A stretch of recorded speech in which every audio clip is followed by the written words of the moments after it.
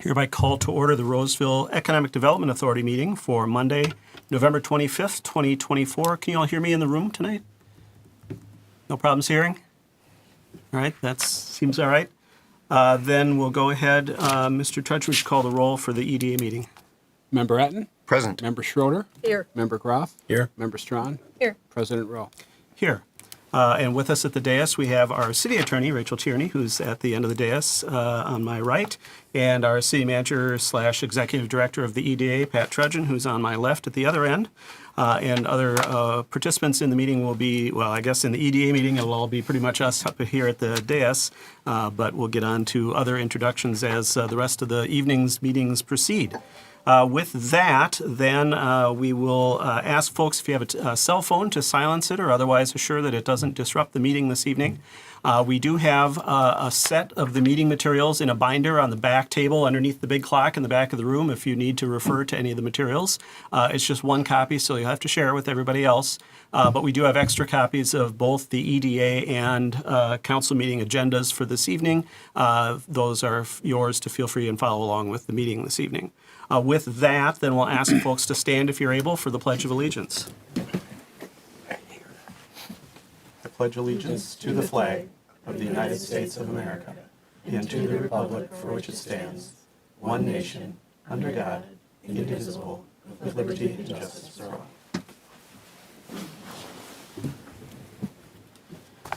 All right, we only have one item on the EDA, remaining on the EDA agenda this evening. I will presume that that can be okayed with by acclamation of the board here, and we'll forego public comment until the start of the council meeting. So that brings us right into our business items this evening. Mr. Trudgeon, would you introduce the first business item, item 5A, which is the approval of the 2025 meeting calendar? Yes, thank you, Mr. President. As we near the end of 24 and start of 25, we are setting our calendar of meetings for the EDA. Previously, the City Council did take a look at this and approve the meeting schedule that's contained in the packet, which also included EDA meetings. However, since the EDA is a separate board, you have to also take action to set those meeting dates. So in the packet is a listing of the meetings. The EDA meetings would be proposed to be held on January 13th, March 17th, May 12th, July 14th. I'm sorry, what's that? You didn't get a packet for EDA? No There's EDA. no calendar attached in the packet. There's no calendar in the packet.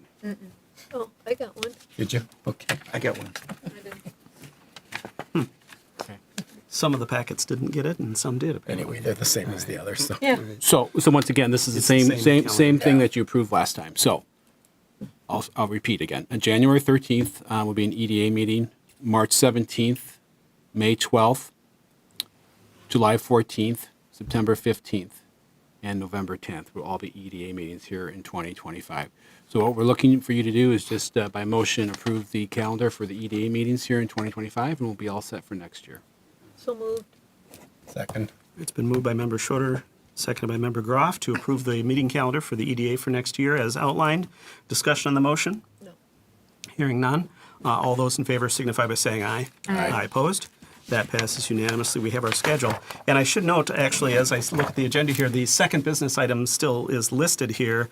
However, we probably should have addressed that during approval of the agenda. Mr. Trudgeon, could you tell us what is up with that item? So we were supposed to receive a presentation, kind of some of the preliminary market data from our housing study that we have contracted with Stantec to do. We're all planning to go through that and all the materials in the packet of information. However, the presenter is sick tonight and unable to present, so we will shift that presentation to the January 13th EDA meeting.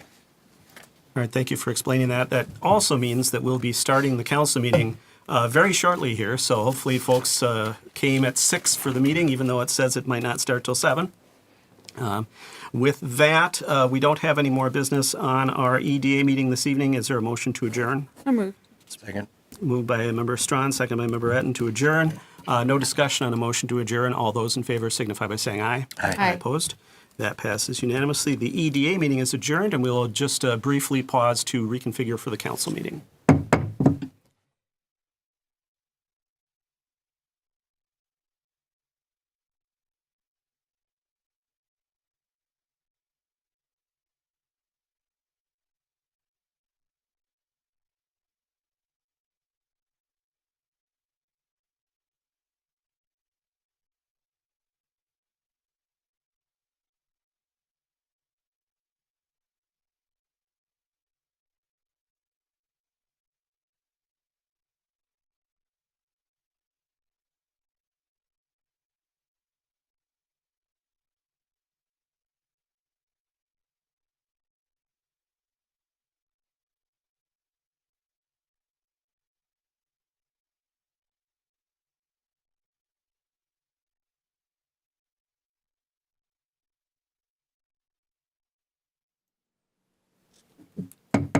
All right, a call to order the Roseville City Council meeting for Monday, November 25th, 2024. We'll let the roll call stand as called for the EDA meeting with all members remaining present. We will forego the Pledge of Allegiance. That was done at the EDA meeting. Next then on our agenda this evening is approval of tonight's council agenda. Mr. Trudgeon, any changes from a staff perspective on the EDA agenda, on the council agenda this evening? Yes, Mr. Mayor, there is one item, 7E, which is an abatement for 1755 Maple Lane. That problem has been rectified, as I notified the council earlier today, so the outside storage has been corrected, and we do not need to take any action, so that's item 7E can be removed from the agenda. All right.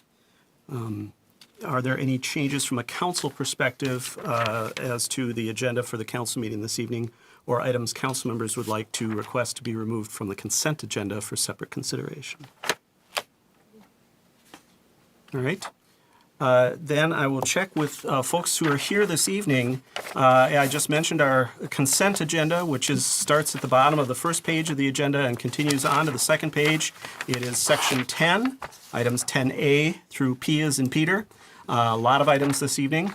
Normally, those items are all taken up as a single motion at the end of the meeting with a limited opportunity for public input. But if you are here for one of those items in section 10 this evening, I do want to make sure that we give an opportunity for you to participate earlier in the meeting. So if you can let us know at this time if you're here for an item in section 10 of tonight's agenda, just by kind of seeking to get my attention. This is approval of payments, massage therapy license, approval of general purchases over $10,000. We've got a number of approval of contracts on public works projects, as well as some labor contracts, and a contract with Arden Hills, among other things. If anyone is here for any of those items, this would be an opportunity to let us know. Otherwise, we'll wait to the end of the meeting as scheduled to take up those items. Is there anyone here for an item in section 10 of tonight's agenda? All right, does not appear to be the case. Then that means we have our agenda for this evening with the exception of item 7E under business items, which has been removed by staff because that issue has been resolved. Is there a motion relative to the agenda this evening? So moved. Second. All right, it's been moved by Councilmember Schroeder, seconded by Councilmember Groff to approve the agenda, noting item 7E once again is removed. Discussion on that motion? Hearing none, all those in favor signify by saying aye. Aye. Opposed? That passes unanimously. We have our agenda for this evening. Next on tonight's agenda is our first opportunity for public comment. We will be having opportunities for members of the public to speak to items on the agenda as they come up, but we also do at the start of each meeting provide an opportunity for general public comment, and this would be a chance to speak on items that are not on this evening's agenda, but either may be related to city business or are of interest to people in the community. Is there anyone here this evening to speak on general public comment, not on a specific agenda item this evening? All right, does not appear to be the case. Then we will proceed with the rest of our agenda. Thank you, everyone. The first item is under recognitions and donations. We have a donation to accept from the Friends of Roseville Parks for the Lexington Park Improvements Project, and I believe Parks and Rec Director Matt Johnson is with us this evening to introduce this item for our consideration and this donation for our acceptance, I imagine. Yes, Mr. thank Johnson. you. Thank you, Mayor and Council. This is really an exciting one to bring forward. I've been to the council a couple of different times talking about our Lexington Park Playground Replacement Project. As a refresher, this is one that was identified, was well over 20 years old, and on the capital improvement program as it was coming up, the Friends of Roseville Park talked to us and said, boy, that's a busy playground. You've got a nice wide open space, new restrooms. How could we work together to make that an even more inclusive space? We went through a 3-meeting design process where we met with the neighborhood. We had a couple of residents who we've been working with who are in wheelchairs that were able to really provide a lot of direct feedback. And then we were able to go to Friends of Roseville Park and identify a couple of things that we wanted to do that really went above to that next level. Things like a fully inclusive merry-go-round, which will now be included in this playground. Quite a bit of deck ramping will now be on this play site so people can get up on chairs. And about 80% of the site will be covered with poured in place, which is that full rubberized accessible surface. So again, it's really going to take it from what was already a really good project to a great project.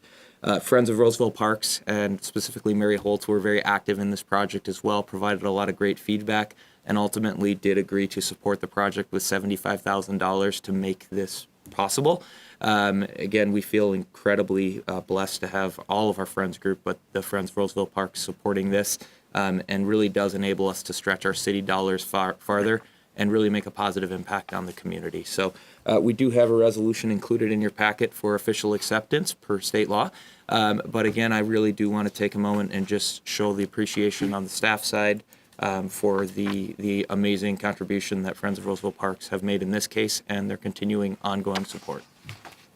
Well, thank you, Mr. Johnson, and certainly the council would echo those thanks to the Friends of Roseville Parks for all the work they do in support of Parks and Recreation in Roseville and all of the generous donations and great fundraising they've done over the years in support of really making our park system that much better.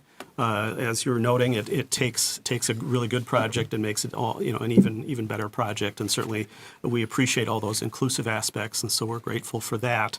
Are there any questions from the council? Otherwise, a motion to approve the resolution accepting the donation would be in order. I'd move approval. Second. All right. It's been moved by Councilmember Groff, seconded by Councilmember Strawn.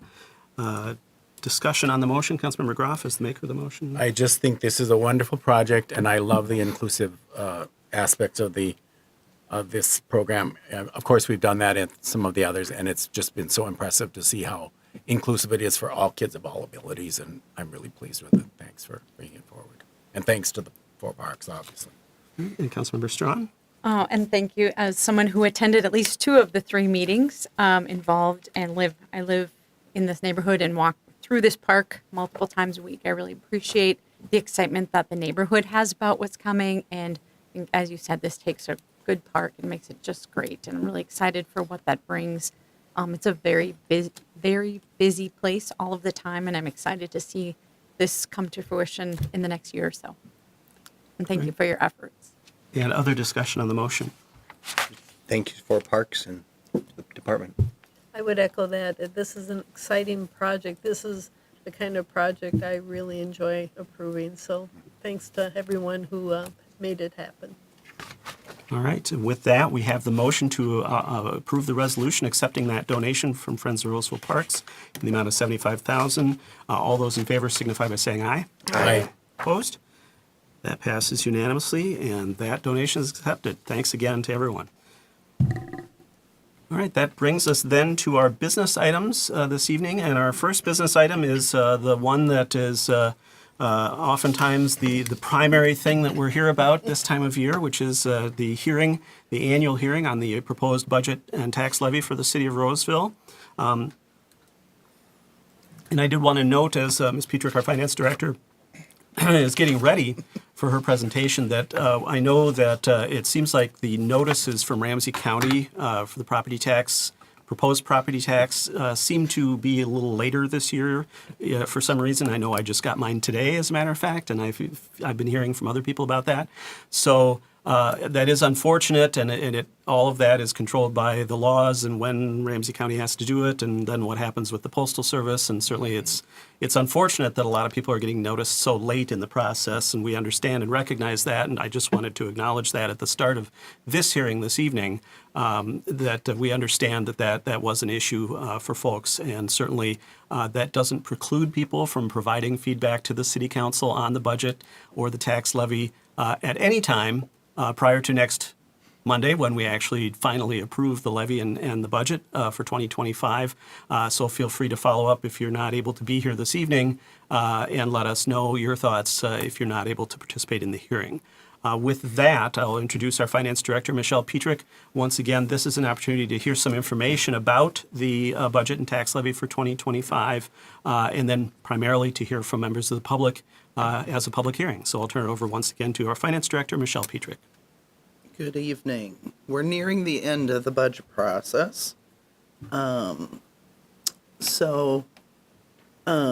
purpose of the budget hearing is to provide an opportunity for members of the public to express their views on the budget, the levy, and any utility rates. I'm going to provide just a little information tonight.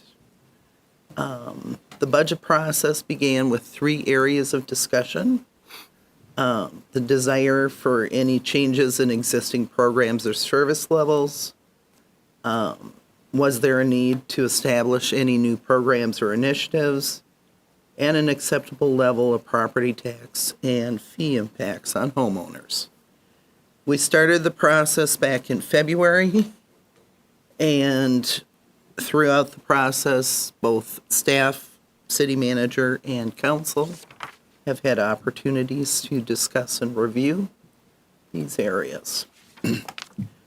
We started in March with the reviewing of cash reserve levels from the 23 audit. We discussed legislative impacts and tax-based changes in June. We had an overview of the capital improvement plan in July.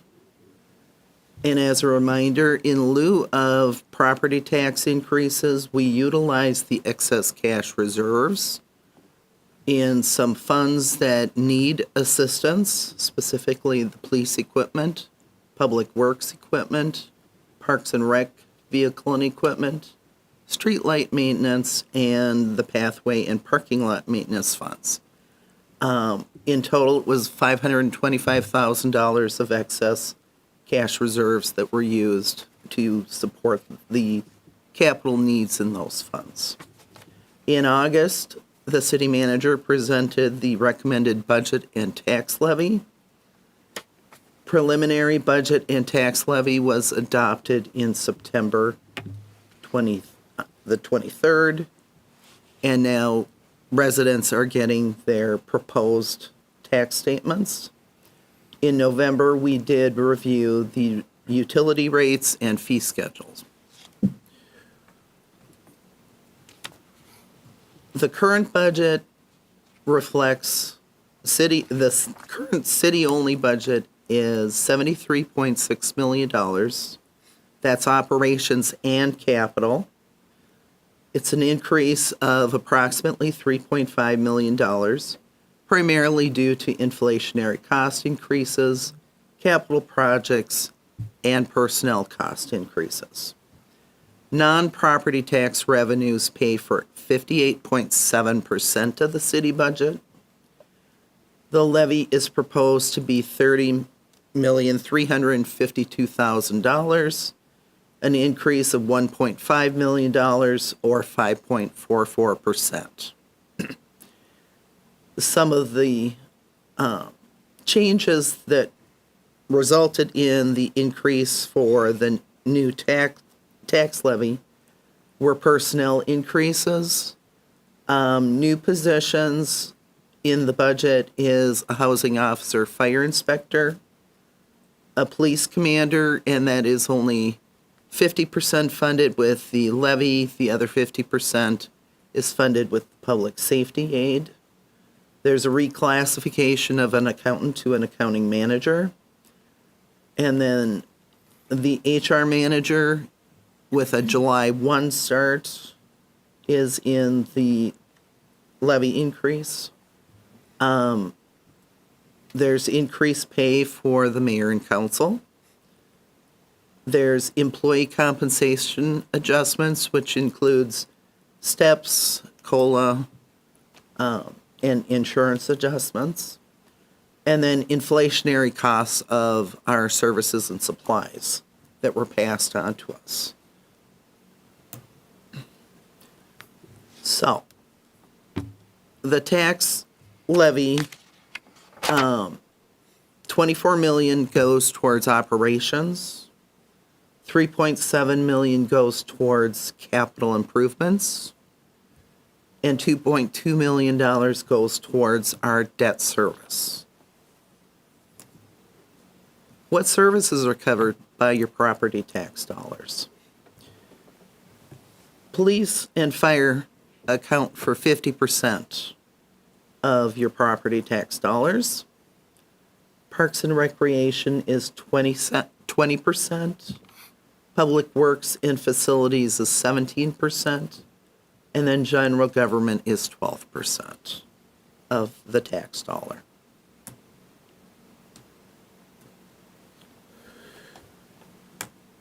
Ramsey County Assessor's Office is responsible for determining the valuation of all properties, residential, apartment, commercial, and industrial.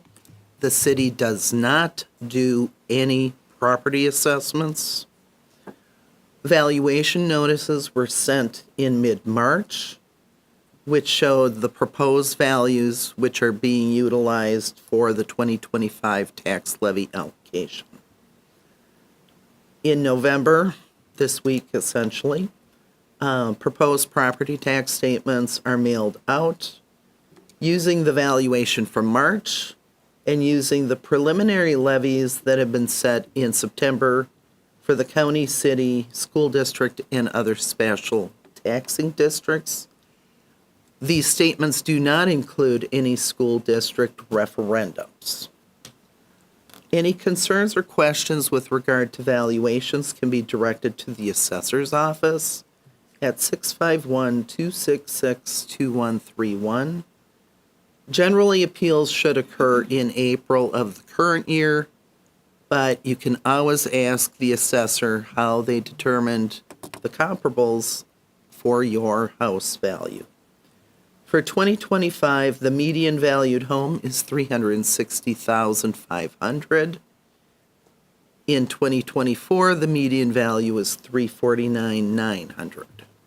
So a lot of residential properties have gone up slightly, not as large of increases as in previous years, but still increased. The state of Minnesota has some property tax rebate programs, typically based on household income and or the amount of property tax increase in the past year. Homeowners and renters are eligible. In 2023, the law was changed that dropped the property tax increase from 12% to 6%. What that means is if your property tax changed by 12% or more, you were eligible prior to 23 for a rebate. Now that's a 6% increase. So more property owners may qualify for a rebate through the state. There are other special programs available for senior citizens, disabled veterans, and permanently or totally disabled citizens. Information on the programs available through the state and county can be found on the Minnesota Department of Revenue's website and the Ramsey County Property Tax website. In addition to property taxes, we do establish utility rates.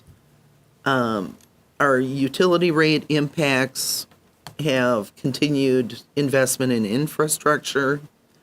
We did have Ellers update our utility rate study, and the proposed rate increases for water is 5.5% to cover increased costs from St. Paul Regional Water and our capital needs, and we are still in the rebuilding of reserves in that fund. In the storm drainage and sanitary sewer fund, efforts that we have taken over the past 2 years with rate increases and curtailment of capital projects has resulted in our ability to cover operations and capital needs with a 0% increase for 2025. Recycling rates reflect half a year at our existing contract and half a year at the new contract rate, and we are still covering costs of the recycling carts. So for a single-family home that utilizes 12,000 gallons of water per quarter and 11,000 gallons of sewer, the quarter cost is estimated to be $209.91. This is an increase of $5.29 for the quarter, which is a 2.58% increase. On a monthly basis, it's a $1.76 increase. And on the annual basis, it's an increase of $21.14.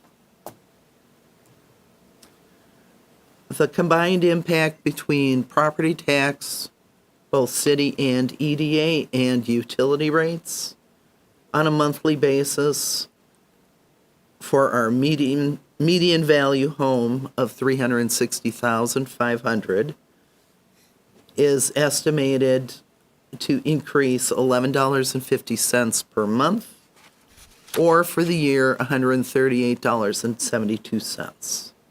That's roughly 6.56 for the combined tax and utility rates. Individual properties will differ based on the value of the individual home. So this is just utilizing that median value home. So how does 25 compare to 24 and 24 to 23? So last year's budget, where we looked at the change from 23 to 24 on a monthly basis, combined taxes and utility rates went up $12.85 per month. This year, the change between what we are proposing for 25 and 24 is an increase of $11.56. And as you can see, the median value home has increased since 2022. It was $296,500. There have been some very drastic increases, specifically in 23. But our median value is now at $360,500. And that is all I have. Great, thank you, Ms. Petrick. And I did want to note, earlier in your presentation, you had talked about the excess reserve fund Yes. being used to help pay for some capital needs. And I did want to note for folks who might not know what that is, that's where at the end of each year, if we have money that we've received in revenues in excess of what's been spent in some of our funds, we roll that into what we call our excess reserve, or I might not be getting the name exactly right, but our excess fund. It's like putting it into our special savings account or Yes. checking account. And what we're doing is we're pulling some of that money out after a couple of years of adding money in order to use that money to pay for some capital needs, rather than adding to the property tax for about another 500-some thousand to cover some of those capital needs. And so the fund is being used essentially for what it was designed for. So I just wanted to clarify that point that might not be as familiar to folks watching as it is to all of us who have been doing this year after year. Council, were there any other items of information or questions that you had for staff based on the presentation? Either information you wanted to make sure the public understood, or are we ready to open up the public hearing? All right. Well, in preparation for the public hearing, we'll go through, since not everybody is at every council meeting and might know all the procedures for public hearings, we do have a few rules of the road to hopefully help it go smoothly for folks, and I'll try not to take 20 minutes to explain it to everybody. The process is that when folks want to speak, we've got the two microphones at the table here, and we would just ask you to have a seat at one of the microphones. And then if you're the next speaker, you can certainly have a seat at the other one and wait till the previous speaker is finished, and then you can be ready to start your remarks right away. And if you wanted to be next in line, you could have a seat in one of the rows right in front here, and so that you're ready for the next available seat to speak. That kind of helps the process move along. If you have a name that is perhaps difficult for folks to know how it's spelled routinely, once you're finished with your remarks, you can just write your name on that clipboard. I think there's probably spaces for address and other things like that, but the name is the clearest part that we want to get the spelling correctly on. You can make a note of that on the clipboard if you feel like we need help understanding how to spell your name for the official record. The reason I mention that is because we do ask when you begin your remarks to state your name and either your street or your address, whichever you're comfortable with, as part of the public record, and then address your questions or comments to the City Council. If you have questions, what we'll do is we'll make a note of those, and then we'll address those questions at the end after everybody's had a chance to speak. The other thing I should note is that we do have a 3-minute time limit per speaker. You can say a lot in 3 minutes, and I'll try to enforce it gently and generously, as I say. But we do want to make sure that we provide an opportunity for everybody to speak, and that's why the council established the rule for the 3-minute time limit. If you can't finish your remarks, feel free to follow up with the council by email or phone or whatever might be most comfortable for you if you want to make sure and make a point that you weren't able to make in your public comments. Everybody gets one chance during this public hearing, so make sure you cover the points you want to make or ask the questions you want to ask. And that is the process as I can recall it. Is there anything else that folks note that I might have left out? And of course, I can't even remember the first thing I said, so we'll try to be easy on folks as we go through the process here. But with that, we'll go ahead and open up the public hearing on the 2025 proposed budget and tax levy and utility fees for folks to let us know your feedback on those. So feel free, whoever wishes to start the process, come on up and have a seat at the table in front of one of the microphones and let us know your thoughts or questions. And don't be shy.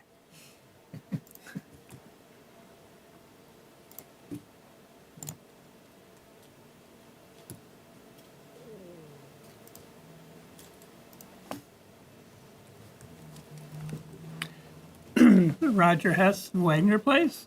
I just have 3 quick questions about how much TIF will be collected in next year, and will you continue to pay to have the right to rent a fence to surround the building?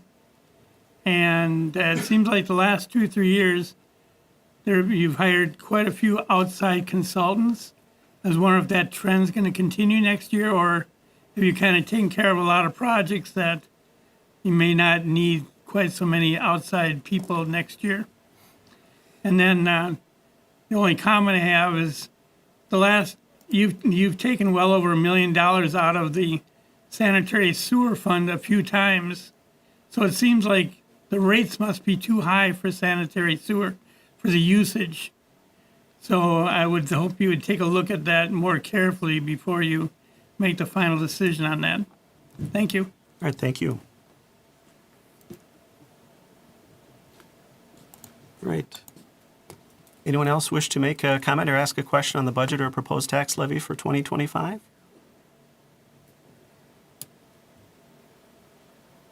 All right. Seeing no one come forward, we'll go ahead and close the public hearing. And hopefully it's not due to the fact that we're almost an hour ahead of schedule here that we don't have more commenters, although I can say in past years we've had a small number also, so I don't mean to imply that that's a general level of satisfaction, certainly, but at the same time, we appreciate all the feedback we get in all the forms on the budget and tax levy. I will note that, as I mentioned earlier, our decision as a council on all of these matters will be made at our next council meeting on December 2nd, next Monday night, so stay tuned for that. And certainly, once again, if you still have questions or information you'd like from us or feedback you want to provide, don't hesitate to do that via any means that you feel comfortable with. We did have some questions asked, so I may ask Ms. Petrick to come back up and help us with some answers to some of those. And while she's coming up, I'd just check with Mr. Trudgeon as to the consultant question. I'm trying to think of, we don't have any zoning code updates. We don't have, we just did our strategic planning this year, and that's kind of wrapping up. Mr. Trudgeon, just off the top of your head, are there some things that we might be using consultants for in 25 that you note and want to mention this evening? So the only thing that comes to mind beyond just our normal use of consultants for a lot of our engineering street projects would be the design of the maintenance center, the final design as we move forward. That, of course, would be covered by the sales tax revenue, but that would be a significant expenditure. At this point, I don't know what that would be and what that would be involved. We're going to have some future conversations about the next steps on that, but that'd be the biggest thing that I could see. That, as you said, there's no plan for zoning or comprehensive plan update. We're going through our strategic plan, so those are some of the bigger ones, and I can't anticipate anything more than that at this point. Right, and there's a $0 item in the budget for 2025 as to the engineering and services related to the maintenance facility, because we're not budgeting for that because it's funded through the property tax. Is that correct? Yes, I mean, that would be a Sales tax. Sales Thank tax, you. yeah. Thank you. Oh. Sales tax, yes, not property tax, sales tax. Maybe by the time We're we gonna get actually some more start, comments. Yeah. You have to reopen I was it. going to say, maybe by the time that we actually start implementing the sales tax, I will know to call it a sales tax. It takes me a while to learn sometimes. And if I could, in regards to the question about the fencing consortium that yes. Mr. Hess brought forward about the group that we belong to that provides security fencing in case of a need by the city. We are still part of that consortium that is in the budget proposed for 2025. I don't know the exact amount, but it's like $8,200 to $8,400 in annual cost. So that is in the current budget. Right. Do you know if the consortium is going to be taking a look now that we're a couple of years into this process at what the rate will be going forward for cities that want to participate? I imagine they're kind of banking some dollars towards these costs that they may be able to reflect back in what they charge cities. I don't know. Well, two things. I know the consortium is growing, so the per member cost would probably go down slightly. I know they're also pursuing funding from the state. They have in the past to actually purchase some fencing that could be used, so that would significantly lower the cost. Some of the cost, of course, is for the maintaining the storage and right now the rental of that fencing and the training opportunities. So hard to say exactly where it would go, but I think over time, especially if there's state funding, that cost would go down considerably. But as members do join up, there's an incremental lowering of cost. Great, thank you. And just for folks that may not be aware what that is very specialized security type fencing that's available to cities if they join this group for purposes if there is ever something, and obviously we hope it never happens, something that happens in the city where it is determined by our emergency management people that it makes sense to put some sort of protective fencing around City Hall in relation to civil unrest or something like that. And I don't think our intention is to ever use that, but we thought it was a prudent investment of resources to just make sure we've got the ability to use that if it ever becomes necessary. So fence and consultants. Ms. Petrick, as to the tax increment financing question, how much tax increment financing will be collected in 2025? I believe there's roughly $2 million estimated to be collected. Those dollars are restricted and cannot be used outside of the tax increment districts. And it's started much lower. The estimates have been increasing most specifically because of the Harbor and Oasis apartment buildings that were completed. And the valuations have been growing, so our tax increment received has been increasing. And you can see that in the budget reconciliations that I provided back in August. But like I said, those dollars are restricted and cannot be used for city purposes. We do pay-as-you-go financing, which means the developer fronted infrastructure costs to build the roads, put in water and sewer, and we're reimbursing them out of the taxes generated within those districts. We do retain a small percentage to cover administration, but, it can't be used for other city budget purposes. And I think from the budgeting standpoint, do we generally budget income and expenses Yes. equal to each other in that particular account? Correct. Because the idea is, as you said, it's a pay-as-you-go, so whatever we're taking in, we should be sending back out again to cover those expenses. Correct, and a lot of cities do not even include a budget on an annualized basis because we actually have a TIF budget that covers the life of the district and the anticipated uses, and every development agreement has repayment schedules, both principal and interest. So it's literally revenue and expenses, and it's a net wash. And I think generally speaking, for a lot of the TIF tax increment financing districts that are established, especially for economic development purposes, essentially the district is decertified or stopped. We stop collecting increment as soon as the expenses have been covered, essentially. Correct. Or within And the same thing with housing districts as well. Right. Sometimes housing districts seem to go a little longer. Under state law, you can use that to collect revenue for paying for other housing needs in the community. Yes. Within certain restrictions. And so I know sometimes those districts will run their full length, even if the costs have been paid off, because of the fact that there is that ability to do that. Certainly, we only do that when it's allowed to be done. Right. And I believe you also have to have an agreement from the property owner to do that. And I would say that's also a policy decision by the council that's brought forward for Right. discussion, whether we should continue that for other reasons or decertify. Right. In each Yes. case. Yeah, Actually. in each case, yes. Yeah, because in the past, this council has decertified a couple of housing districts, and then in other cases, they've used the pooled resources to put towards low-income housing projects that may arise. Right. And I think in the past that there may have been more ability with the economic development districts to take revenues from those increments Yeah. and use them for other still specific limited purposes, but a lot of those pooling capabilities from the olden days aren't there anymore. Correct. And I believe we actually do have a set of revenues from one district or two districts that are very old that are still available for those types of purposes, sort of on account at the city, but there's not much left of that because that was changed in state law many years ago. Yes. Okay. All right, that, I believe, covers our tax increment, our fence question, and the consultant usage.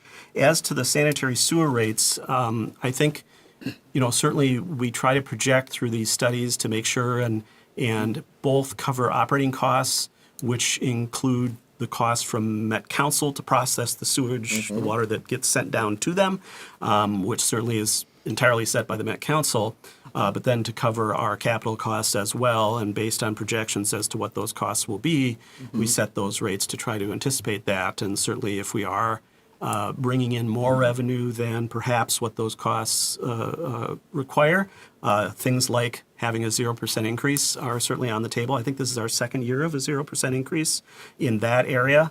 And I think, we still ask the question as a council, what does it look like if we maybe lower rates? But I think we have to be careful also that we're not shortchanging some of those capital needs, especially in the near term.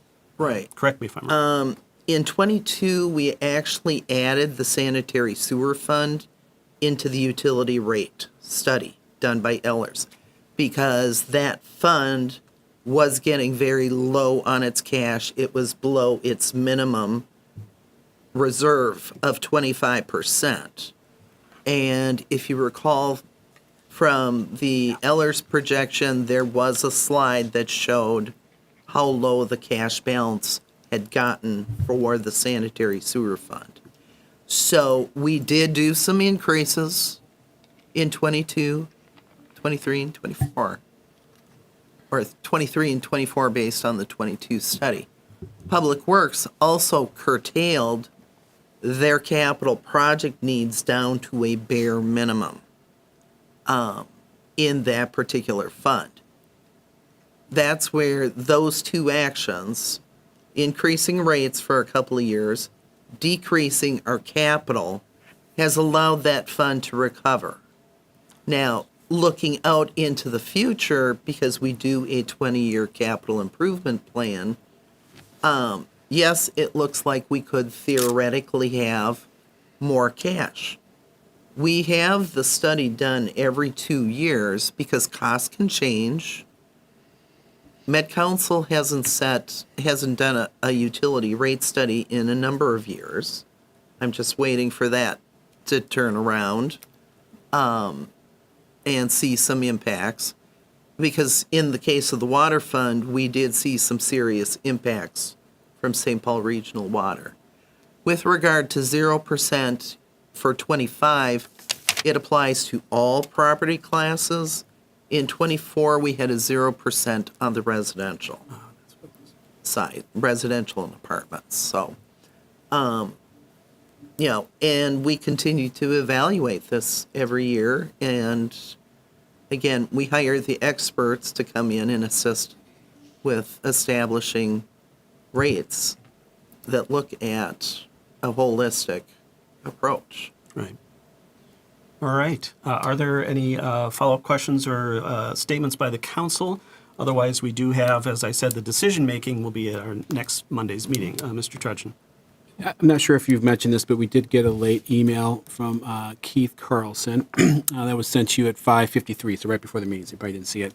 But talking about being dismayed and receiving the truth in taxation notice today, not really having time to digest, and he goes into some other details and some questions talking about the school district and everything else, and also asks the city to look at decreasing the spending and its levy accordingly. So we'll add it to the official packet here, but I just want to acknowledge for Mr. Carlson that council received that, and we'll be looking at that prior to the December 2nd decision. No, thank you. I was going to mention that we had received some of those communications, so thank you. And I think that was part of the impetus for noting the issue with the timing of the notices. So once again, thank you, Ms. Petrie. Thanks also to our Finance Commission, who's been advising us as citizens throughout this process. Thanks to everyone in the public who has weighed in over the course of this year on the various matters related to the budget and utility fees and all of that. And stay tuned, because shortly after the start of the new year, we start the process all over again for 2026.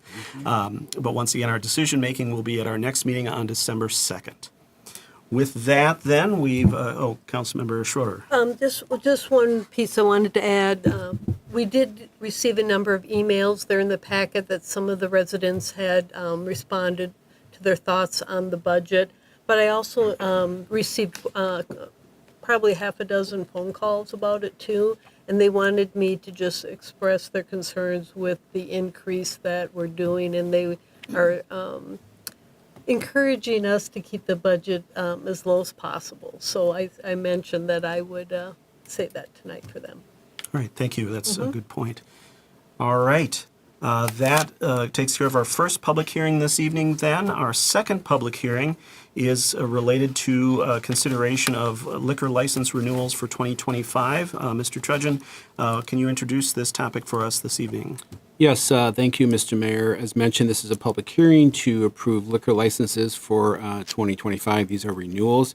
I won't list every single one. There's quite a few, but I'll list the types. We have 5 off-sale intoxicating liquor licenses up for consideration, 9 off-sale 3-2 non-intoxicating malt liquor licenses, 20 on-sale intoxicating liquor license, 17 on-sale 3-2 non-intoxicating malt liquor license, 15 on-sale wine licenses, 4 club liquor licenses, 4 brewery liquor license, and 1 micro distillery off-site intoxicating liquor license. So there's a lot of on-sale, meaning you purchase and consume there. Off-sales when you purchase and consume elsewhere, just for folks. It's quite a few of them. We do, in the case, list past compliance failures for those that are being considered tonight, just for your information. I would also note we did do some recent compliance checks, and there are 7 liquor licenses that we are holding for any consideration by the council tonight until next Monday. And next Monday, we'll be considering the penalties for those violations. So those are not in the docket tonight. All these other ones passed their most recent compliance check there. So with that, I'll pause to see if there's any questions. And as mentioned, this is a public hearing for anybody to testify for or against these granting of the liquor licenses. All right, thank you, Mr. Trudgeon. Once again, as was noted, we have something less than the 12 total off-sale licenses in the city, which is the liquor stores, essentially, and many, many, many on-sale types of licenses related to primarily restaurants who have a license to serve alcohol as well, and then some, as was noted, microbrewery and microdistillery type licenses. This is a public hearing, so it's an opportunity for members of the public to weigh in on any of the particular licensees as to their renewal for 2025. We'll open it up for public comment. Is there anyone here this evening to speak either in support of or in opposition to any particular licenses that are being proposed, liquor licenses that are being proposed to be renewed for 2025 this evening? Anyone here for the public hearing on liquor licenses? All right, doesn't appear to be the case. We'll go ahead and close the public hearing then, and we've got the request before us. And once again, this request does not include the 7 particular establishments who failed their most recent compliance check. They'll be taken up at next week's meeting. Council, is there a motion? I move to approve. Second. All right, it's been moved by Councilmember Schroeder, seconded by Councilmember Etten, to approve the various liquor licenses that have been presented to us this evening. That includes a number of outdoor endorsements or those types of things as well. Discussion on the motion as the maker of the motion, Councilmember Schroeder. No. All right, Councilmember Etten is the seconder. thanks. All right, any other discussion on the motion to approve these license renewals for 2025? Hearing none, all those in favor signify by saying aye. Aye. Opposed? That passes unanimously. Those licenses are approved. Next on our agenda this evening, we are going to take a look at the possibility of certifying an unpaid invoice for water repairs at 435 Judith Avenue in Roseville. And we have our Public Works Director, Jesse Freihammer, with us this evening to introduce this item for our consideration. Mr. Freihammer, welcome. Thank you, Mayor and Council. This matter is to discuss certifying an unpaid invoice for water repair at 435 Judith. On February 22nd, 2023, the city became aware of a water leak at this address. After inspection, it was determined that it was a water service that was leaking. It was actually leaking prior to the curb stop, so typically we would normally just shut the water off and the property owner wouldn't have water and that would solve the problem. But since it was between the city main and the curb stop, the only way to shut the water off would have been to shut the whole main off, which would have affected the neighborhood. We did make the property owner aware that they were required to do this. Since they did not take action, the city took action to get the repair because this wasn't the winter, so we were having icing conditions, which are shown in the packet. I did include some correspondence that we did. We did notify the property owner in person on February 22nd. On March 7th of the same year, we did send them a letter. We had a follow-up email on March 8th confirming that the responsibility is a leak. Some cities do have a little different interpretation of who owns the water service, but ours has been always, since the city has been established, the same ownership. The property owner owns from the main all the way to the home. After that, we did complete the repair on March 14th and sent an invoice on March 22nd of 2023 in the amount of $6,975. So with that, we would request the council adopt a resolution approving the certification of unpaid charges to the county auditor for collection on the property taxes. So with that, I can answer any questions the mayor or council may have. All right, thank you, Mr. Freihammer. Are there questions from the council on this particular case? Councilmember Strong. Thank you. I was just wondering about the delay in timing between March of 23 and this being brought forward at this time. So frankly, we should have done this last year, but it kind of dropped off our radar. So that's why we're bringing it back this year. And have you been in contact with this property owner since that time? We did send a letter about notifying of the property. I think they also got a previous follow-up of an unpaid invoice, but they did get a letter prior to this hearing. But I've heard no contact from the resident. Not since the initial confrontation, the Issue. they responded in March of 23, it appears. Correct. All right. Other questions from the council? And do we have a representative of the property that's with us this evening? All right. Feel free to come on up, and if you have something you'd wish to say in support of your case or other information that might be helpful to the council this evening, and just so that you know, because you're speaking as to a particular case at your property, I'm not going to enforce the 3-minute time limit on you. Okay. So you've got the time to say what you need to say this evening. Okay. Welcome. Well, first of all, thank you for giving me the opportunity to speak with you. My name is Candace Daly, and I reside at 435 Judith Avenue here in Roseville. I have been a resident there for over 31 years. So as the gentleman pointed out, back on February 22nd of 2023, I was made aware that there was a water leak in front of my home. I work from home from my full-time job, so I noticed that there were city officials walking up and down the street in front of my home, checking out things in front of my home and also the home across the street from me. And probably after about 20 minutes, someone knocked at my door. I answered my door. It was a young man who informed that there was a water leak, and had been reported, and so they came to investigate. He handed me a business card from Mr. Ted Fish and asked me to give him a call to discuss the matter in more detail. When I spoke with Mr. Fish, much to my surprise, that's when I was told that it was going to be my responsibility to pay for this. And I was very surprised because it was at the bottom of my driveway and where the street and the bottom of my driveway come together at the curb. And I actually took a video where you can actually see where the water is bubbling up. So then over the course of the next couple of days, I did some research on the internet like we all do these days, right? And it seemed like a lot of suburbs here in the Twin Cities that was the city's responsibility. But I went ahead and contacted two different contractors, one Hero and then also Bonfi. 6 days after I was made aware of the situation on the 28th, separately, I had a gentleman from Hero there and also separately a gentleman from Bonfi. They immediately, when I showed them the water leak and area, they immediately asked why I had contacted them. They said, this is the city's responsibility, not yours. And I said, well, that's what I originally thought too when I saw it, but I was told otherwise. They both told me that it would probably be $5,000 to $6,000 to repair it. But they also each told me that it's not a job they would take because it's the city's the property of the city, and they wouldn't want to take that risk or the possibility of a lawsuit. So that just further confused me. And I also spoke to other neighbors. About a week and a half later, I was out shoveling because this water leak became apparent during a thaw.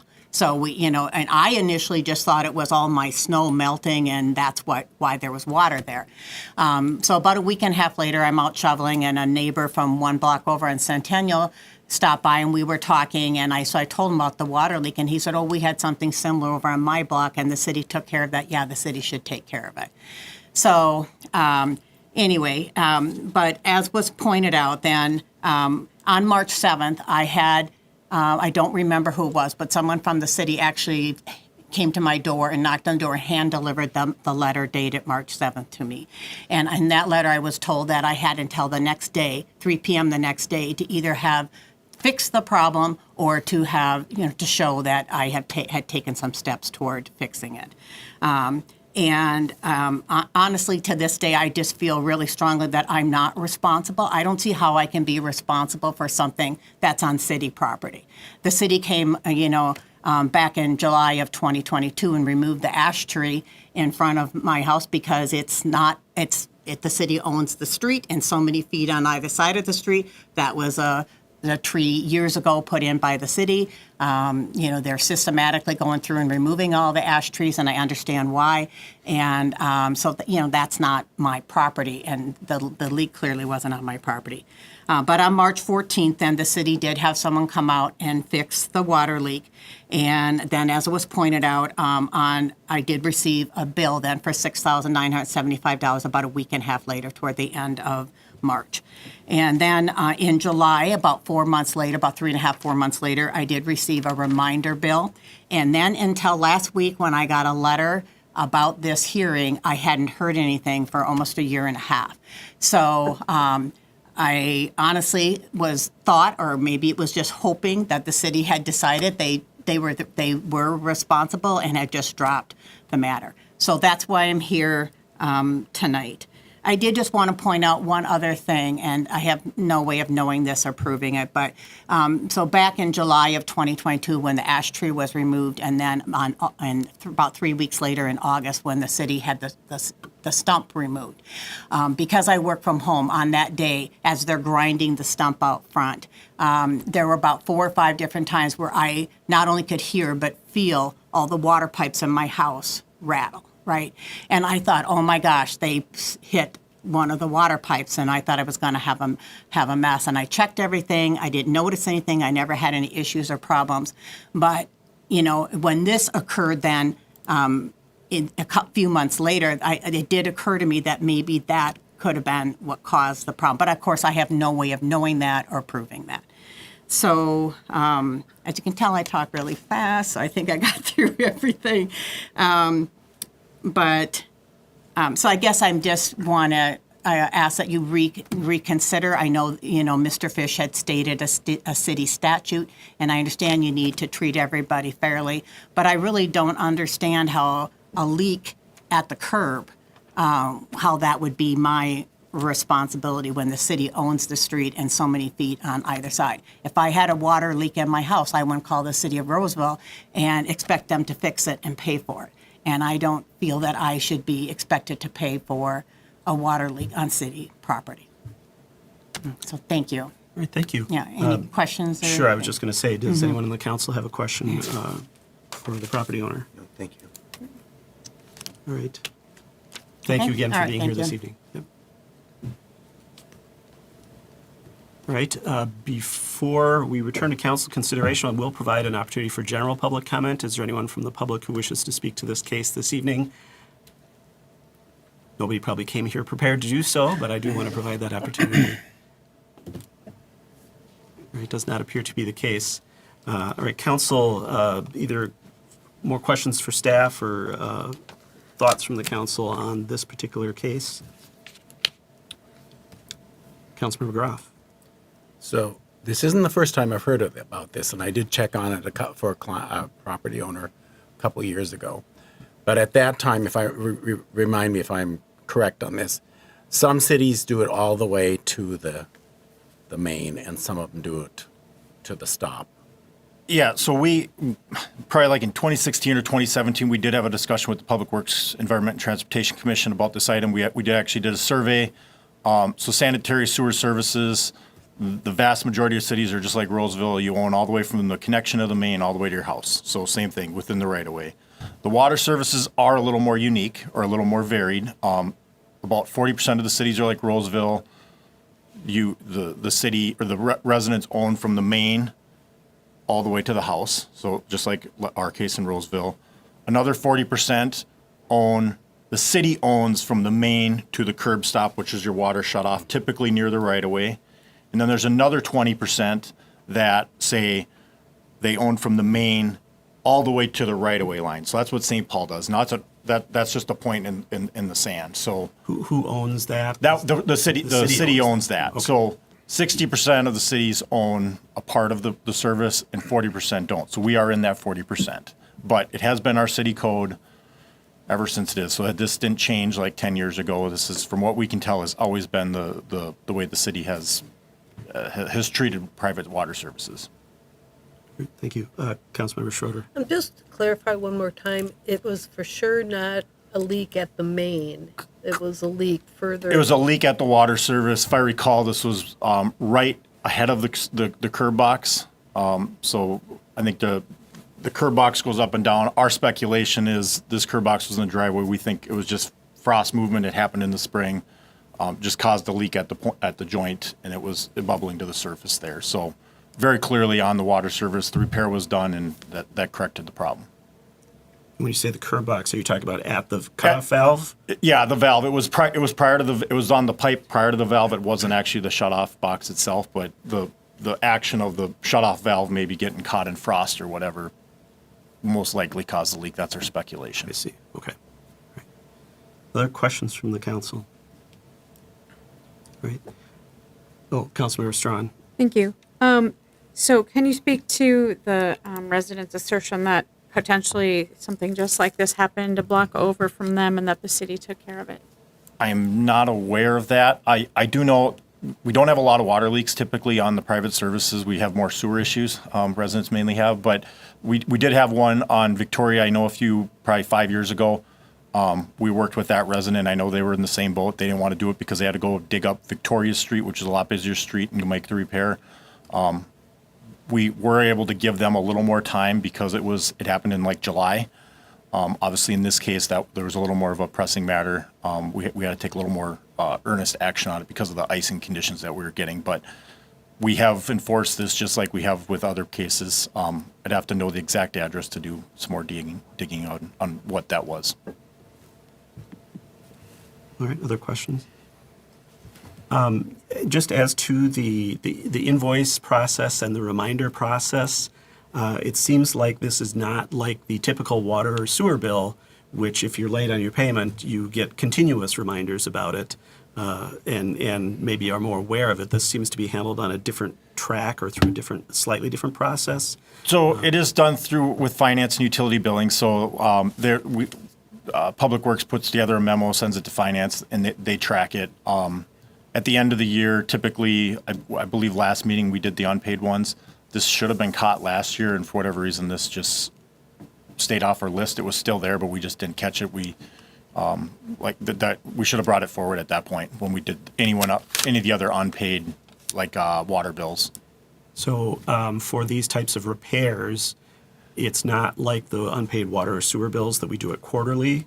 These types of repairs are just done the one time a year? Or It could be. Honestly, this is the first one we've had to do from Public Works, so that's probably why it's a little bit more unique. for the water? For the water, we haven't. We did Because we took the action to because do we it, right? correct. That's So okay. it's a little different. It's a little more unique. Like I said, this is the first time I'm aware that Public Works has had to bring a unpaid bill forward. I got it. Okay. All right. Well, certainly we understand the point of view of the homeowner, because this is probably the only time it's going to happen to this property owner, knock on wood, ever. And so this is the first experience with this. And however, I understand also it is the case that I think the city ordinance basically establishes the ownership of the water main, or the water service, from the main to the house as the property owner's responsibility.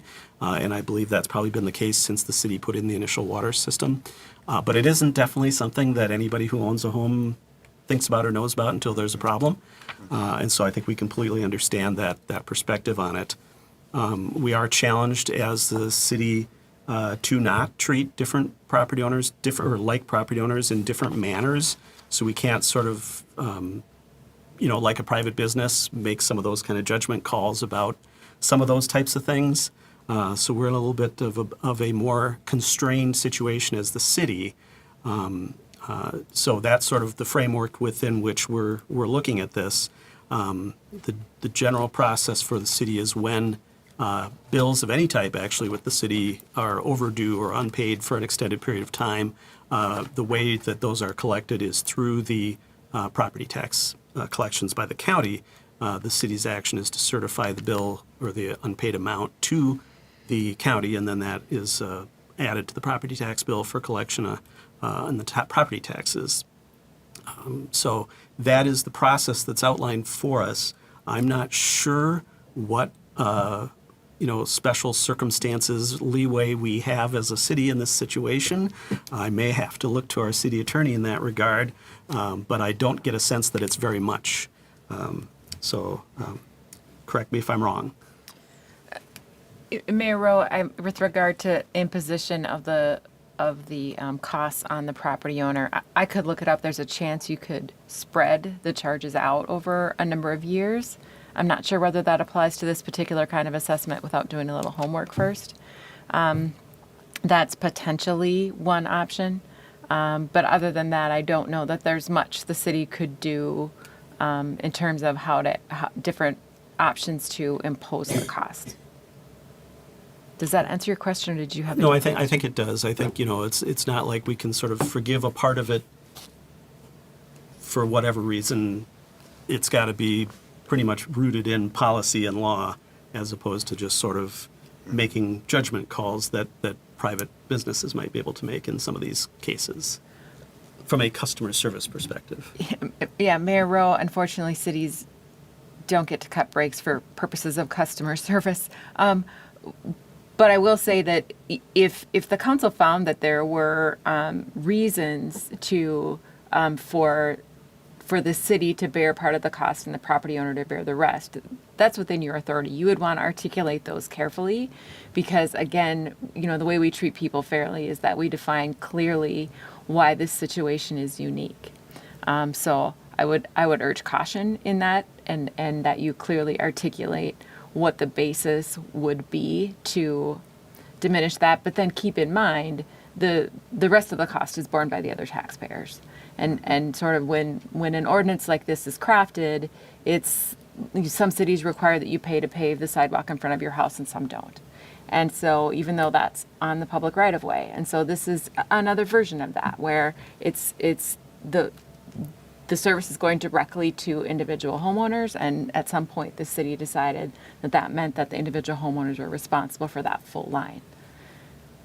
If you want to address that policy, that's maybe a better way to deal with this problem. and I know that topic has come up a couple of times over the last, say, 15 years that I've been doing this. And I don't believe at this point that the council has made any changes to that policy. Obviously, we would know because the policy would be different. Thoughts from the council, Councilmember Schroeder? The part that I'm thinking about is the sending the bill out. It sounds like once we sent the bill, and did we send out notices then to say that it was past due after the initial bill was Yeah, sent out? I think a notice was sent like probably 3 months later on the past due. She talked about it in July. July, right? It was July. Yeah. Okay. Thank you. I was looking at the dates here, and I was trying to get that in here. Yeah, that wasn't in the memo. I apologize for that. Okay, so that was a past due notice, all right. Councilmember Strong. I mean, I do indicate on the March 23rd invoice, it does say, please pay within 30 days. Any unpaid amount will be assessed to your property taxes. And then if in 90 days later, there was a past due amount. I feel like I realized it was a big break in time, but it was pretty well spelled out that the consequence of not paying the bill would be that it would be assessed to the property tax. So I feel like they did have warning or notice that that would be the case. Obviously, it was a long break, and you think, they forgot about me, but also not the case. So I do feel like they did have note of what was going to happen next if they chose not to pay. Councilmember Atten. And one question would be the question the attorney brought up earlier, is there a way to spread this out? A lot of people can't pay a $6,000, $7,000 bill in one shot. So is there a way? I don't know if that's something that Ms. Daly would want to have us consider, or if that's legal and we'd have to come back at that later and postpone the decision. But otherwise, I think we're kind of, our code and our laws set forward how we have to move forward. And I think the other piece of it is that this is a case where the city abated the issue on an emergency basis because of the fact of the timing in the winter and the potential for icing and safety to people in the community. So it's not a frequent occurrence as a result of that too. So we're all trying to work through this and figure out the situation on that basis. I know that the spreading out over time is more often associated with the state law Chapter 429 process for like a road improvement or something like that. So if the council would like to have that research done as to what we might be able to do in that regard with this particular case, presuming the homeowner would benefit from that, then certainly it sounds like we'd want to table this item for that research. Councilmember. Do you have any more thoughts? You were looking up new things on your computer. Councilmember Etten's reading over my shoulder. It does appear that, so Chapter 429, good memory, Mayor. Chapter 429 has a couple different kinds of assessments. One is the traditional road reconstruction, but there's also a portion of Chapter 429 that applies to kind of various other special charges that are imposed by cities. And it does say that in that chapter that the council can provide that the assessments can be imposed in up to 10 equal annual installments as the council may provide. So, and that's 429.101 subdivision 2. I think that this fits within that chapter because this is a nuisance at the time. And if part of the reason for the cost is for the city's abatement of a nuisance condition, which is what this was, then that statute would apply. So I think you would be okay to spread this out for up to 10 years. Councilmember Atten. So I think the question would be to ask Ms. Daly if that's something that would be helpful to her or not, and then we should make a decision. All right. That's hopefully a yes or no question for Ms. Daly. I wouldn't need 10 years. Okay. But If it could be spread out over a year or two, that would be great. Right. Councilmember Strong. I Thank you. guess I would want to know what other situations would qualify for this. Then, if someone else had something similar happen, what dollar amount or what would kick it into where it could be spread out? So, again, just like we are saying, every person who has this situation occur is treated similarly. Then, if we create a special circumstance where this person has the opportunity to spread it out for up to 10 years, what other situation, obviously Mr. Freihammer indicate this is an infrequent occurrence, but we'd want to make sure that if someone else said, well, 429, I get to have this part here for this various other assessment. So I don't know, are we creating a whole new thing that we want to be upholding indefinitely because it happened to this one time? I think that's a good question for us to consider. And just because members of the public may not have heard, Ms. Daly did say that a couple years time frame would be workable for her, so not looking for the 10-year time frame. That's just so that for the record, folks know what the answer to that question was. Council thoughts on that? And just as to the policy question, I definitely understand that. I think that because this is so rare, and honestly, on the road improvement assessment projects, definitely residents are able to avail themselves of it, assuming they don't pay the assessment right away. There is that ability to spread it over time under that portion of the code.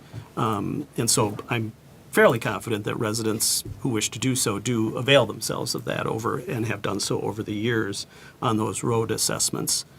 So I think there is some precedent for that. This is, once again, special because it's related to a nuisance abatement. Seems to me if the council's willing to look at a couple of years, that might be something we are within our rights to do, according to our attorney. Councilman Bratton. I think it is a good thing. We always need to think about precedents we're setting. So I think that's a good thought. But I do think we have that system in place that we use for road assessments. We're going to, well, I guess you guys are going to do it next year for County Road B assessments. As an example, we have a system in place for something like that. So I'm going to make a motion to not assess the property taxes, but rather to create a, I don't know what I would call it. Well, hold on. Yeah. Before you make that suddenly motion, got stuck. Yep. I think that it still is, put on the property taxes. They're just given 2 years to pay, or 3 or 10 or whatever it is. Ms. Tierney. Yeah, Mayor, just a couple things. If this is the direction you're headed, just a couple things. It is still an assessment. It is an assessment of a special service charge, which is what the statutory language is about this. But it would call for interest. It would call for interest on the debt. So I think your finance director had no idea this was coming, so she's not in the room. It talks about an annual interest rate established by the fee schedule. I'm not sure what that is, or if you have one. Oh, So we did include in the resolution, there was interest of 8%. So that was similar to what has been used on other unpaid utility bills. That was what was in the previous, On the second page of the resolution. yep, second page of the resolution. So that was what was the same interest rate that was used when you certified the other utility bills a couple weeks ago. And that's an annual percentage rate? I believe so. It's not monthly or something like that? Yeah. Whew. Yeah. and Mayor, if I may, just the other point that I wanted to make sure that council understood is this is completely up to your discretion. This isn't something that a resident is entitled to. It has to be approved by the council. Many cities that do these kinds of assessments a lot have policies on when they're going to allow this. I understand this simply doesn't happen that often in the city of Roseville, but you may want to consider just that factor as where those lines might be, should this come up again in the future. Making a note, policy. Yes. So it would seem that if we wanted to do it over a period of time, it would be probably as simple a matter as amending the resolution to say, separated by commas, payable over 2 years, right after the amount. On the second page, line 20, or on the first page, line 27, at the bottom.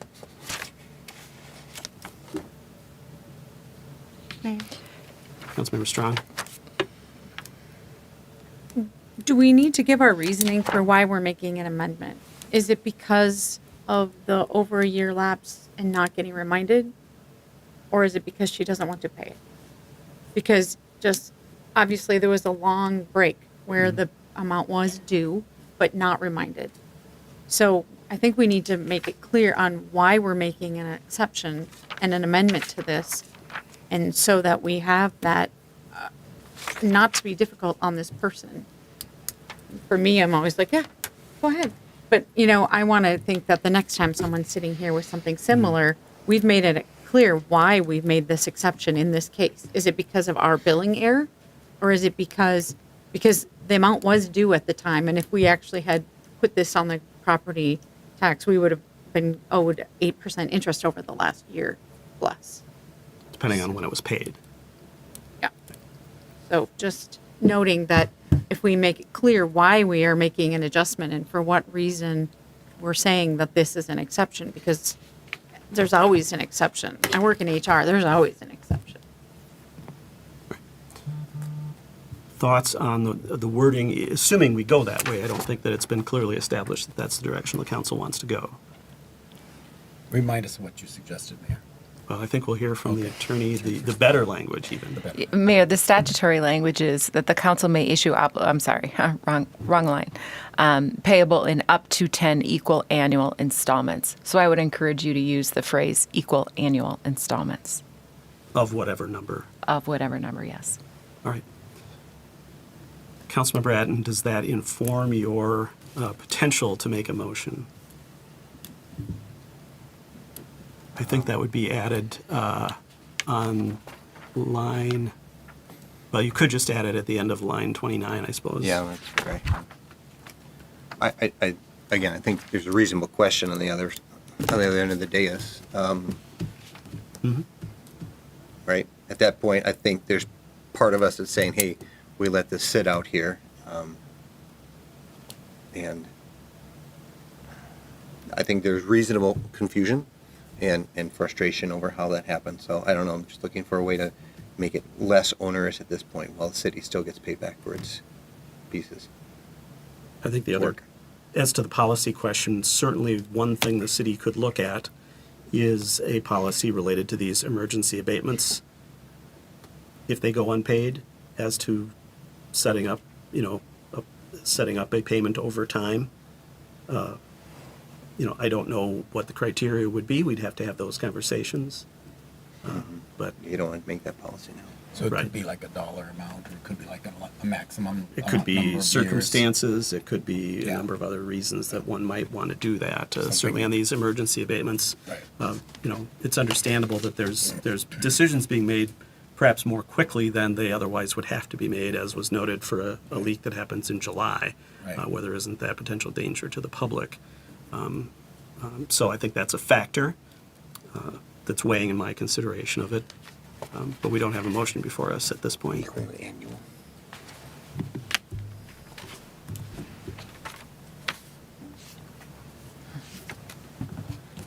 Okay.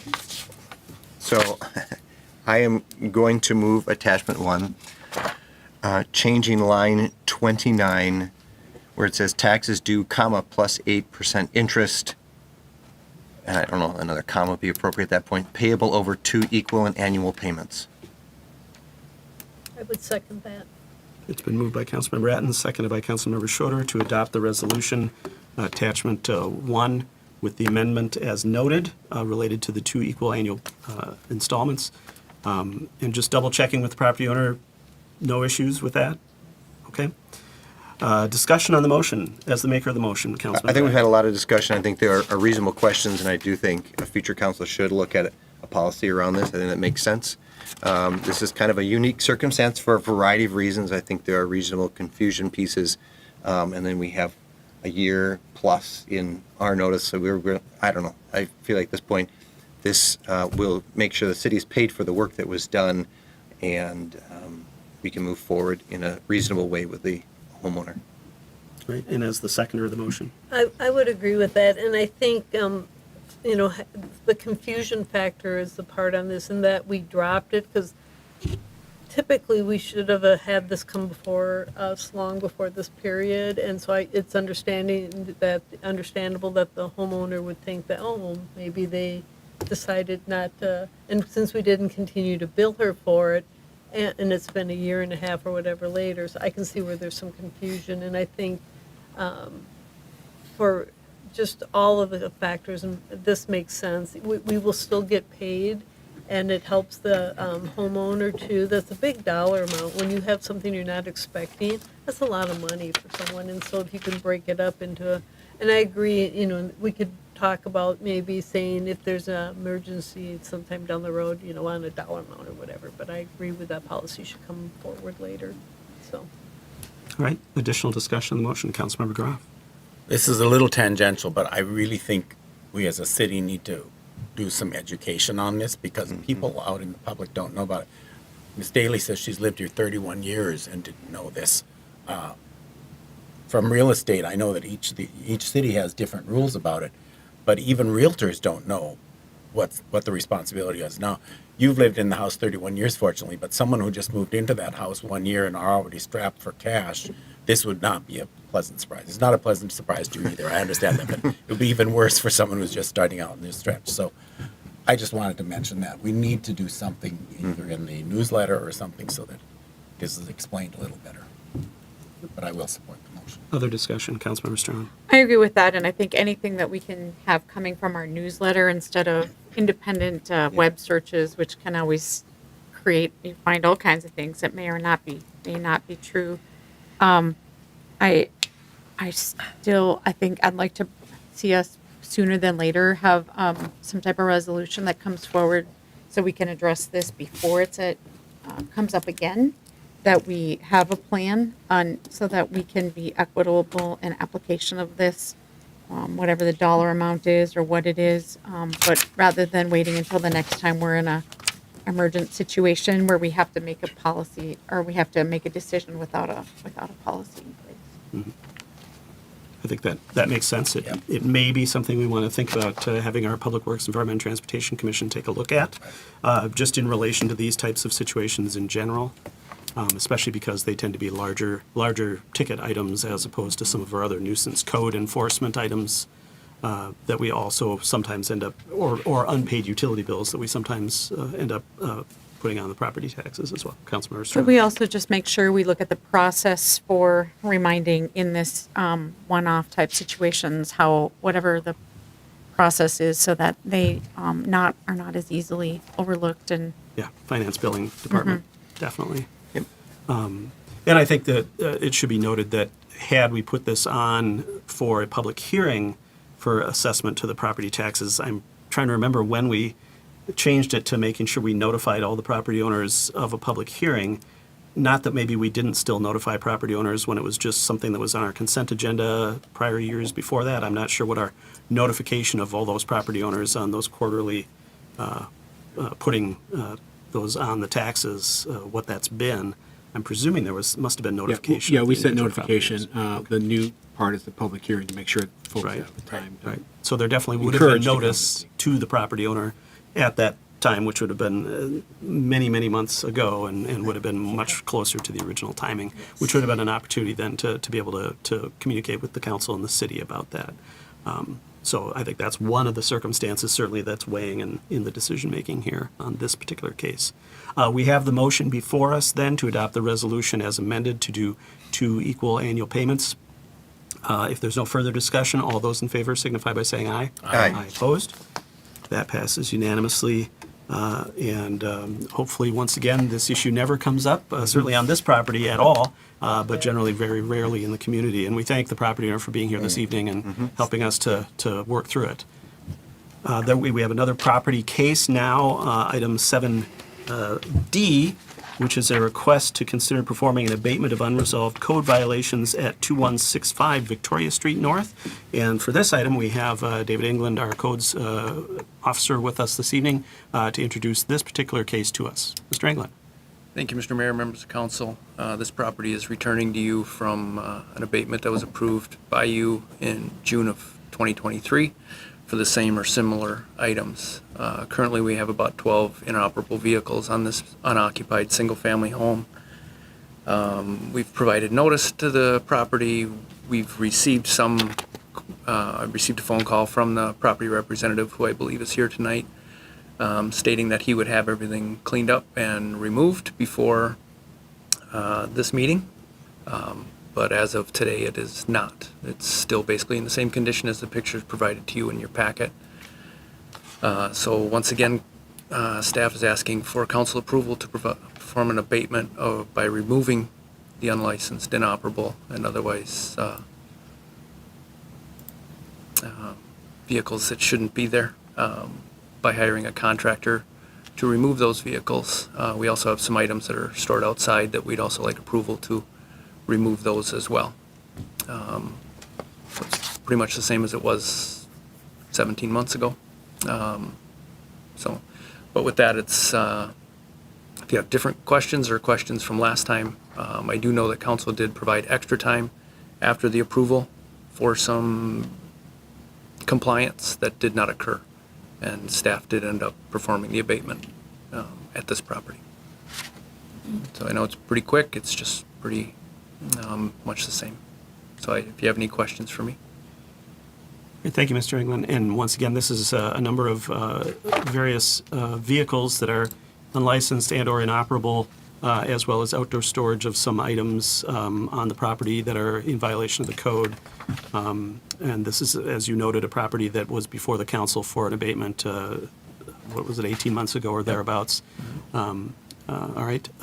Questions from the council for staff? Councilmember Groff. So I'm just trying to understand. We did have I remember this property. We did have the abatement done. The vehicles were removed. So these are different vehicles that are there now that have been brought in. I would say yes, they are different. I'm not 100% sure that they're different, but they have returned since they were removed. Some sort of vehicles, Yes. potentially same or different, are back. Okay. I didn't check that part, if they were the same and returned. Thank you. Great. Other questions? Is the representative of the property owner here this evening and wish to speak to the council? Feel free to have a seat at one of the microphones at the table and introduce yourself and let us know your thoughts. Hi, my name is Joel Murray, and I'm a representative of the property, and they are my vehicles. I work as a medical courier, and I repair the vehicles in the garage, and we hit a lot of deer, so thus the vehicles sometimes end up the way they do. But I recently undertook a project to refurbish the garage so I could better work in it, and I'm about 80% of the way there. When I put the vehicles outside, I knew I have a short time frame in which to get this stuff done, but I have been experiencing some health issues, and I didn't get it done, and I guess the only reason I'm here tonight is just to ask for, just a temporary extension, so I can get the stuff back in the garage. I do have family help coming over beginning Thursday for 3-4 days. I think that would be adequate, to get the garage to condition where I wanted to. Otherwise, the reason I put them out and then have to put them back in, I basically would have accomplished nothing by, sticking them out there if I couldn't have got the garage finished the way I'm just basically redoing the floor and making it so I can work in there, so I can repair the vehicles, so we can continue to operate as as couriers. And I know in the future occasionally a vehicle is going to get hit. I mean, we hit a deer probably once every 2 months, and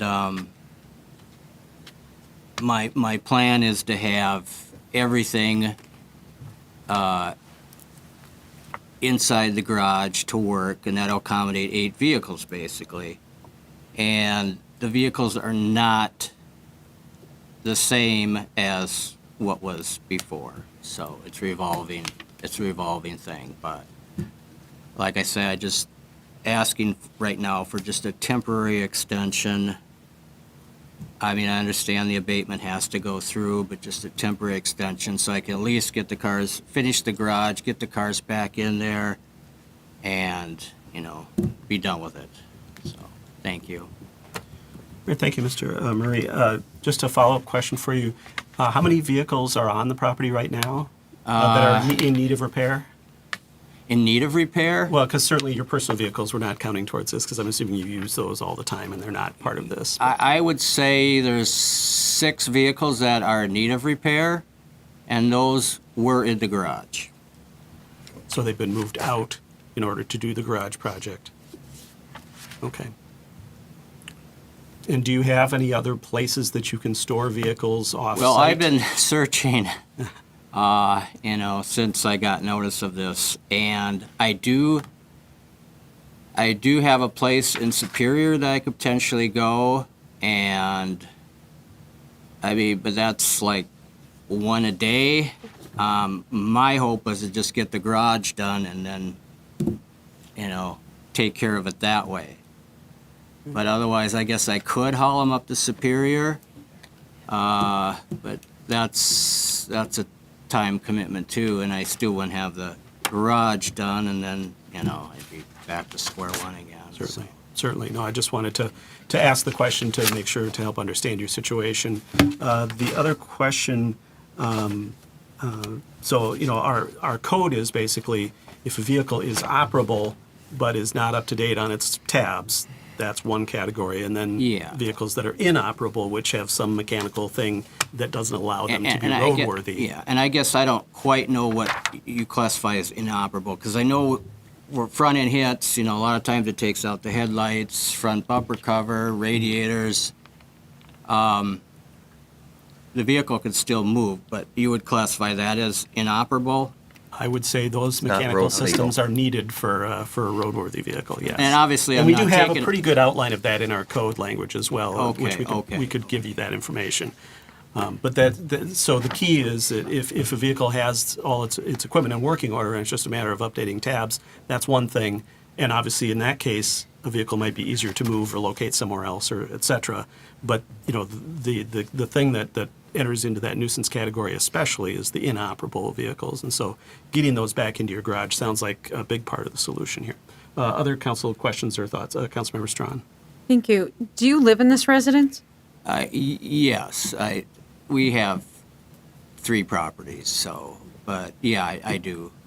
Because it says it's in unoccupied, so is it largely just for the use of the garage? Well, for the most part, yeah, I work out of there. Out of there.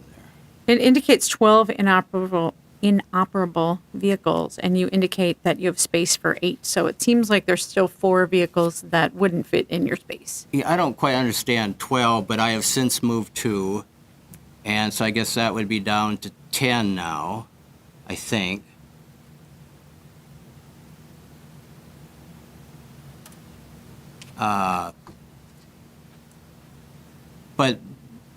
But some are, obviously current tabs and they're operable. I'm just not using them. I don't use them all the time. I know I got a van out there. The truck is sitting there sometimes. So they vary. But I know for sure I got 6 that were in the garage that I guess your classification would be considered inoperable, yes. And I will continue to move if you want everything gone. I can move stuff, but I do want to be able to use the garage for repair. Put a headlamp or something in, because that's our business. We have to drive. So, and I can't afford new vehicles all the time. We don't buy new vehicles. So I understand the situation and how, obviously there was a complaint, and I totally understand that, but I'm just trying to get the garage in a habitable state so I can work out of it. Right.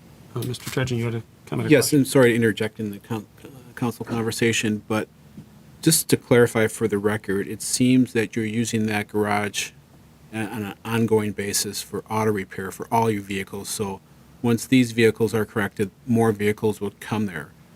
That is not allowed in the residential district. And I just want to make sure if you can respond to that, if that is accurate, that this would be an ongoing basis you'd be using this garage in the residential district.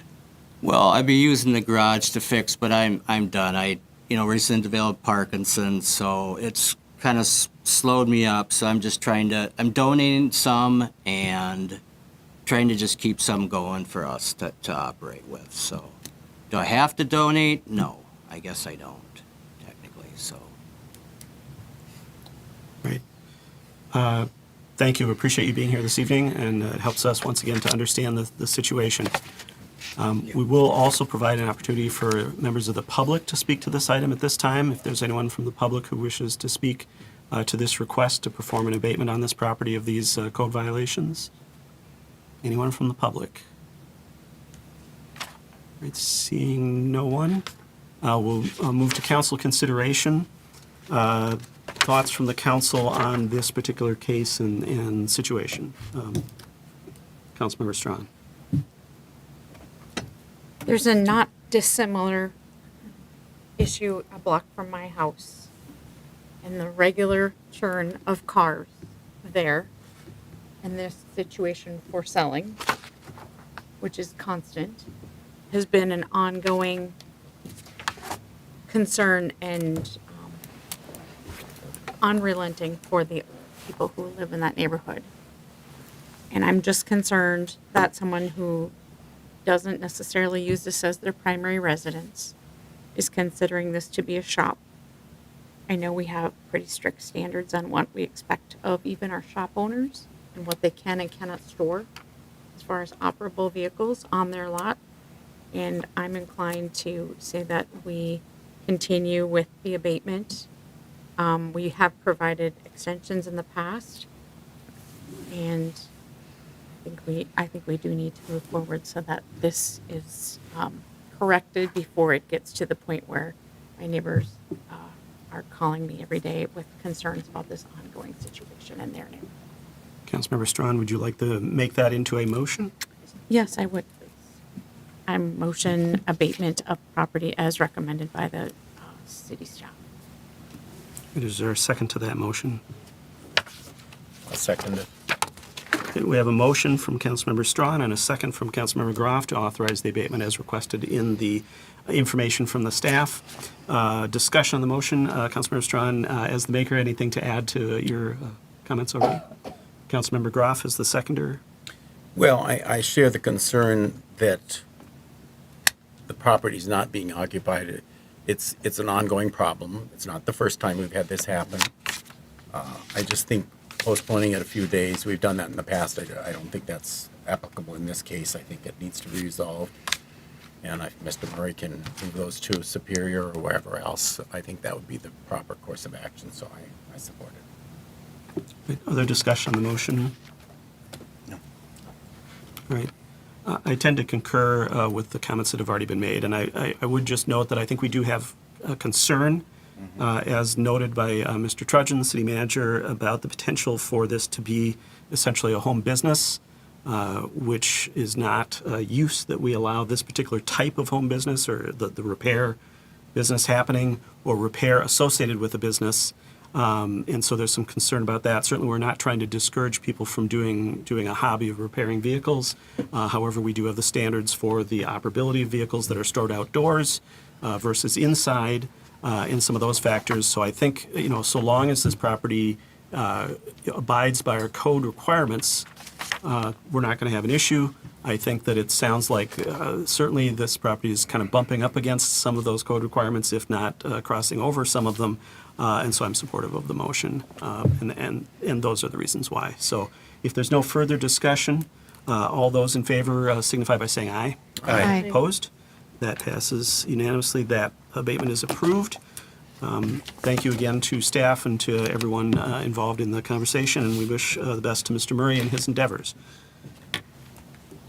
All right, that brings us to item 7F, which is to consider adoption of 3 ordinances and some resolutions related to the zoning, business registration, and temporary event regulations for adult-use cannabis and hemp products in the city of Roseville, and allowing for summary publication of those ordinances. We have our Community Development Director, Janice Gunlock, with us this evening, who probably a year ago never imagined that she would be our cannabis law expert for the city of Roseville. And that's an informal title, not capitalized. But she's been ably assisted by our city attorney, Tierney, as well in this process. And so these items, these ordinances have been before the city council at least on 2 prior occasions. Now I see 4, okay. So that's true. We had some discussions prior to them even being ordinances as to what we wanted them to be, and that was at least 2 of those probably. So with that, I'll turn it over to Ms. Gunlock to introduce the 3 ordinances under consideration. Hopefully they've incorporated our past discussions and we can have a fairly quick discussion this evening, but we'll turn it over to Ms. Gunlock to get the process underway. Sure. And just in the interest of hoping for adoption tonight, I'll just really quickly go through some background information just in case there's interested members of the public. The mayor mentioned this is the 4th time these ordinances have been I think 3rd time the ordinances have been presented to the city council. 4th time the actual topic has been in front of the city council. Also, the zoning ordinance has been presented to the planning commission 3 different times. Most recently on November 6th, where they held the required public hearing. No public testimony was actually given at that meeting, and the Planning Commission did recommend to the City Council adoption of the zoning ordinance without any changes. These 3 proposed ordinances are aimed at enacting local regulations regarding the use of adult use cannabis. The state law is fairly prescriptive, so our ability to regulate at the local level is clearly defined, and that's where these 3 ordinances come into effect. The actual adult use cannabis law takes effect on January 1st, and so that is our deadline, presumably, to get these ordinances adopted so we can influence how the law is enforced in Roseville. There are 3 ordinances. One is the zoning regulations. This mostly talks about what types of cannabis businesses are allowed to be located where within the city, and then certain conditions related to a couple of different businesses. We have a business registration ordinance, which does just that, registers certain cannabis businesses, and has some compliance check requirements included. And then there's also a temporary cannabis event ordinance. That one gives the city a lot more discretion on what we can and can't approve, so that's probably one of the more detailed ordinances. Each review by the Planning Commission and City Council has resulted in various revisions to the draft ordinances to respond to specific questions and concerns. The most recent City Council discussion resulted in some changes to the ordinances regarding the definition of school, making sure public and private were included within that definition, and then some buffer requirements for various types of distances between cannabis retail businesses and certain other uses. The city attorney has also finalized some language regarding fees for special services and some hours restrictions. The council was interested in imposing an end time, but without a beginning time. We thought it was confusing, so we did add a 7 a.m. time. The updated ordinances are provided in your packet. The business registration and the events ordinance is in red line, so those 2 draft red line ordinances illustrate what was changed from the last time that you saw them, and then, of course, the clean copy ordinances. Staff is not aware of any additional items that require attention, but we can certainly talk about that this evening, and if necessary, come back at your next meeting on December 2nd or 3rd. I also want to note the ordinances have been posted on the city's website, meeting the 10-day posting requirement. They've actually been up probably closer to 15 days. We've also prepared resolutions that would allow for summary publications if you wish to adopt the ordinances tonight. That will allow for the savings of certain publishing costs. And I also want to note we have maintained a cannabis regulations webpage on the city's webpage. We've gotten a couple of inquiries. We've directed them all to that webpage, but other than that, there's been very little public inquiry regarding cannabis regulations. So with that, we are recommending that you adopt the 3 ordinances provided in your packets, as well as adopting the resolutions which would allow the publication of summaries. And I want to note that requires 4/5 vote of the city council to do the summaries. With that, I'll try and address any questions as well as the city attorney who's been instrumental in drafting the regulations. Thank you, Ms. Gunlock. Questions from the council? Councilmember Strawn. Not sure it's a question. I think it has become really clear, and not something that we discussed in our last meeting, that cannabis is cash-only business.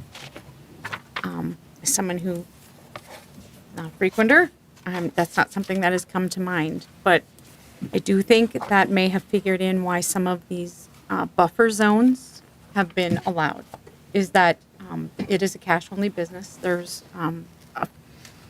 conflicting whether or not that increases the criminal activity. There's some regulations regarding whether or not people have to have security guards and everything else. When I look, it looks like Little Canada has a 500-foot, or is planning a 500-foot buffer from schools, parks, daycares, and residential facilities. Falcon Heights is planning a 500-foot buffer from schools, parks, anywhere that children could be.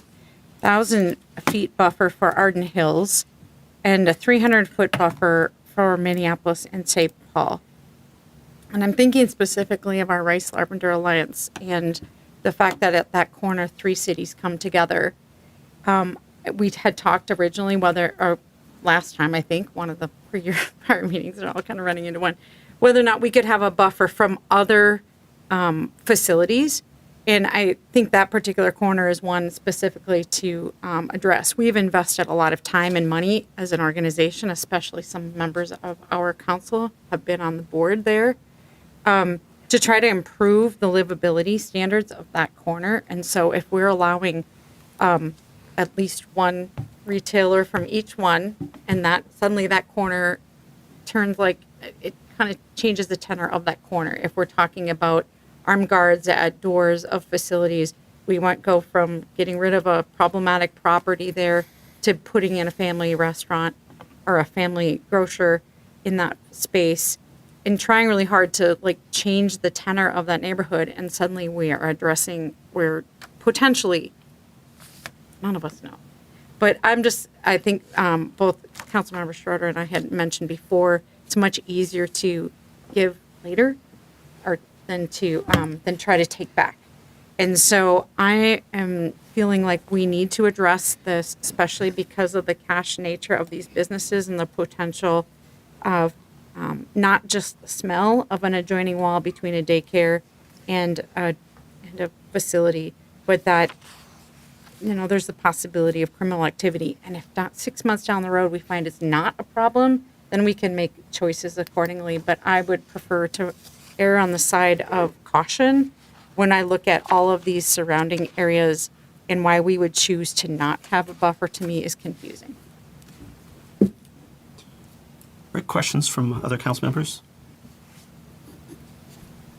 Councilmember Atten. Ms. Tierney, do we have any understanding of ability to buffer from another city's uses, whatever they are? Councilmember Eden, I believe that you will be able to buffer from other cities, but we Okay. don't have any new information about how the Office of Cannabis Management and the state are going to interpret those regulations. So it remains somewhat unclear. Perfect. Thank you. Right. And just to be clear, Councilmember Strawn, you're talking about potentially buffers between the businesses themselves, Both. as well as buffers with Right. other. The things that I quoted were locations, all yeah. what the cities had chosen for buffers from schools, daycares, Right. facilities. But also, I want to, we haven't talked about buffers, but a reason in my mind to at least address it from one another, a separate item, of course, is the buffer from one another, is to address kind of where these items, I would assume most of our lower rent are going to be an adjacent to other cities when we look at how the cost of properties and where things might be located. So just trying to make sure we don't unintentionally concentrate one type of business into a neighborhood. We've worked really hard to try to increase livability issues. Right, thank you for clarifying that. Are there any other questions from the council? All right. Actually, I do have just one clarification, because it surprised me when I saw in the event ordinance, there was a 500-foot buffer from residential property. And I don't remember that being part of our discussion, and maybe I just missed it. So I wanted to double check on that particular aspect of it. For the particular reference, that is on the event ordinance line 306. I know we talked about a buffer from the residential treatment facilities, but this language before us this evening also includes from a residential property. And I was trying to figure out where that came from, because that's not necessarily a restriction on any other types of events that we have in the city that I recall from our event policy, unless I'm wrong about that. I'm looking for anybody to correct me. Yeah, our special event policy does not have that restriction currently. Okay. I got do one. know when I typed up my notes for the city attorney following the last city council discussion, there was a brief conversation from the council about a potential to put a setback in from these events from residential property. So we flagged it, and I think the city attorney put that in the recommendations just because it was brought up. Of course, the council can make a decision whether they want that in or out. Okay, I just wanted to bring that up as we started our discussion there. With that, I think the next, if there's no other questions from the council, the next appropriate thing would be to open this up for members of the public to speak to the proposed ordinances. Once again, we've got the zoning ordinance, we've got the registration ordinance, and we also have the special event ordinance related to cannabis. And so all of those would be eligible for comment from the public. And so we'll provide an opportunity now for members of the public who wish to speak to any or all of those proposed ordinances. And to do so, you would come up and have a seat at the table in front of the microphone, in case I didn't make that clear. Doesn't appear that we have anyone to speak to these ordinances this evening. All right. We'll close the opportunity for public comment then, and we'll move to council consideration. My suggestion to the council is that we take these up one at a time, and as soon as an ordinance is adopted, that we pass or consider the resolution to allow publication of the summary as well. And my suggestion also is that perhaps the, for lack of a better word, low-hanging fruit on this might be the zoning ordinance, since that had pretty well seemed to have been nailed down in the previous discussions and doesn't seem to get into some of the issues that may be topical this evening. I would move to approve the zoning ordinance. Second. All right. It's been moved by Councilmember Schroeder, seconded by Councilmember Groff to approve the zoning ordinance as presented. Discussion on the motion as the maker, Councilmember Schroeder. No. All right. As the seconder, Councilmember I Groff. think we've discussed this a lot. Yeah. All right. Any other discussion by council members on the zoning ordinance? All right. Yeah, I think the council has had a number of discussions about this, and I think it's been very thoughtfully considered both by staff as well as the planning commission through the process and before the council here as to essentially where in the city these various types of cannabis-related businesses can be located and what regulations apply as far as zoning regulations for those. So with that, we have the motion before us. All those in favor of adopting that ordinance signify by saying aye. Aye. Aye opposed. All right, that passes unanimously. So Councilmember wish to make a motion on a summary publication. The summary. Second. All right. It's attachment 6. Yep, it's been moved by Councilmember Groff, seconded by Councilmember Etten to authorize publication of a summary. This does require a 2/3 majority vote, which in our case is 4 out of 5. All those in favor of authorizing publication of a summary signify by saying aye. Aye. Aye. Opposed? Passes unanimously, meeting that supermajority requirement. Next, does council wish to take up the event ordinance or the registration ordinance next? I'll open it up to the council for council's choice on that. I move resolution of the event with in keeping the 500-foot buffer as indicated. I'll second it. All right, it's been moved by Councilmember Strawn, seconded by Councilmember Schroeder to adopt the event ordinance with the language about the 500-foot setback from residential property. Discussion on that motion. As the maker of the motion, Councilmember Strawn. Nothing further. All right.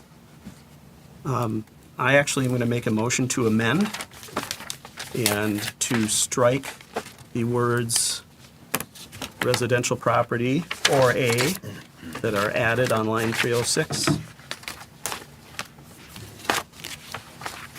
Is there a second to that motion? You're a little faster than us. Sorry about that. Line 306, I can't remember what page it is. This would basically eliminate the you buffer in- from residential property. Are you in the red line for the version? event? That would be on the red line, yes, I'm sorry. It's 278. I don't know where you are. 319.08A2. In the red line versions later. For the clean version, it's line 278 and 279. Thank you.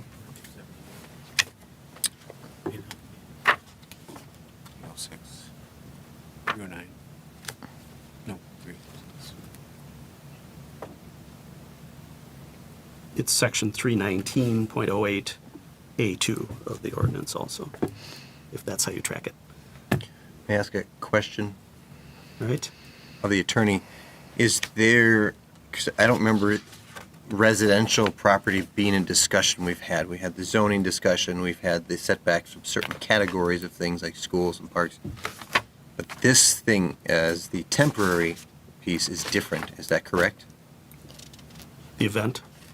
This, yes, the event piece that it even brings up residential property is different in a unique category.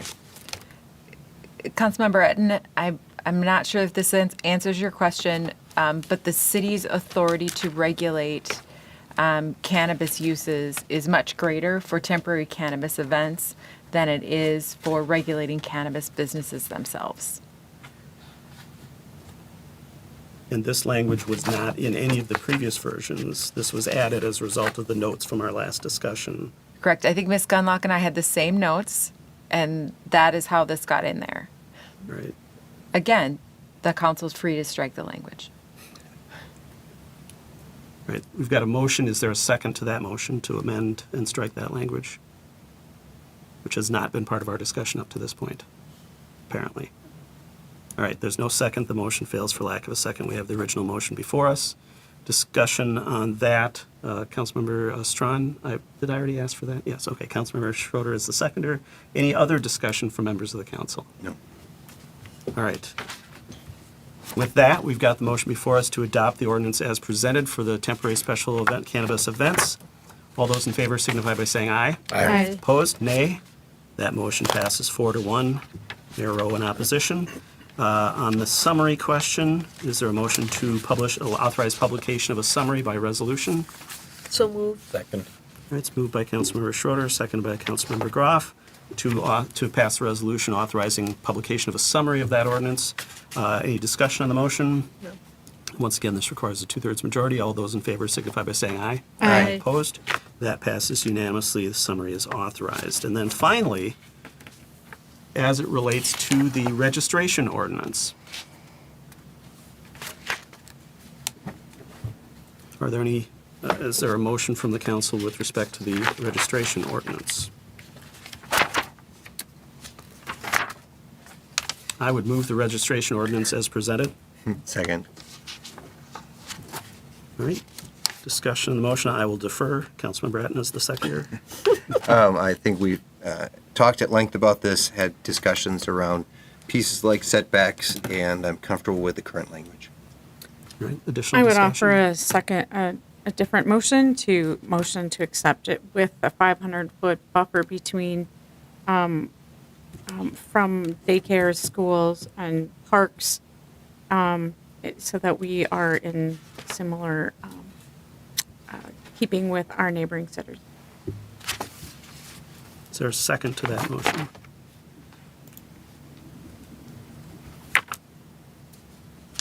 Clarification, what do we have now? Nothing. Buffers? So Currently- the In this- buffers in the registration ordinance, Was- it's on the third page of the red line, I think, on item C in the middle of the page. Right here. 100 Here we feet go. from a school or There you go. daycare, And 500. or 500 feet from a residential treatment facility. So right now, we don't have parks in there. Correct. But we have, there's no smoking allowed in the parks. That's correct. Correct. Yeah. Is there a second to the motion? Hearing no second, I would rule that the motion fails for lack of a second. We have the original motion before us. Further discussion on that motion to adopt the registration ordinance as presented? All right, and I would just add, I think in regard to the buffers, I understand the sentiment. From an equity point of view, I'm a little bit concerned how the cash-only business analysis sort of enters into things. And so that raises some concerns for me. But the council's been pretty clear about not establishing buffers between the businesses themselves or buffers between other types of uses, as has been suggested this evening. And so I'm comfortable supporting the ordinance as it's been written. With that, we have the motion I'd before like us. to comment. Additional discussion on the motion, Councilmember Strawn. We have never discussed the cash-only business before today. So I just want to make it clear that we've never discussed the fact that this is a cash-only business or that what the requirements for safety are or anything like that. So I just want to make sure that we, that's part of this discussion and included in the minutes that, the choice is to be made to not, you're saying 100 feet so it doesn't share a wall, but other than that, it's not included. So I just want to make sure that gets into our discussion minutes. Duly noted. With that, we do have the motion before us. All those in favor signify by saying aye. Aye. Opposed? Nay. That motion passes 4-1 with Councilmember Strawn in opposition. We do have, once again, a resolution authorizing publication of a summary for this ordinance. Is there a motion related to that? So moved. It's been moved by Councilmember Atten, second by Councilmember Groff to adopt the resolution authorizing publication of a summary. Once again, this requires a 2/3 majority. All those in favor signify by saying aye. Aye. Opposed? Nay. That passes 4-1. Councilmember Strawn in opposition, meeting the 2/3 majority requirement. So we are authorized to publish a summary. I just want to take a moment to thank everyone who's been involved in this process throughout. It's been quite an ordeal and a whole lot of things that were not something that was on anybody's radar until the legislature sort of gave us the opportunity to talk about these issues. But I think the process has been good, and I think we've had really good conversations, including the input from our Planning Commission, as well as members of the community throughout the process. And so I just wanted to thank everyone for their involvement. What we've just passed this evening is authorization for up to 3 retail businesses in Roseville. That's part of the ordinance we just adopted. And those regulations will go into place on January 1st. And obviously will be subject to wherever the state is in their process at that time as well. Thank you again. All right, the next request this evening for our consideration, I do want to just do a quick check-in with the council. We normally do take a break around 8 o'clock. Do you want to do about a 5-minute break? Big All right, enough agenda. we'll break for about 5 minutes.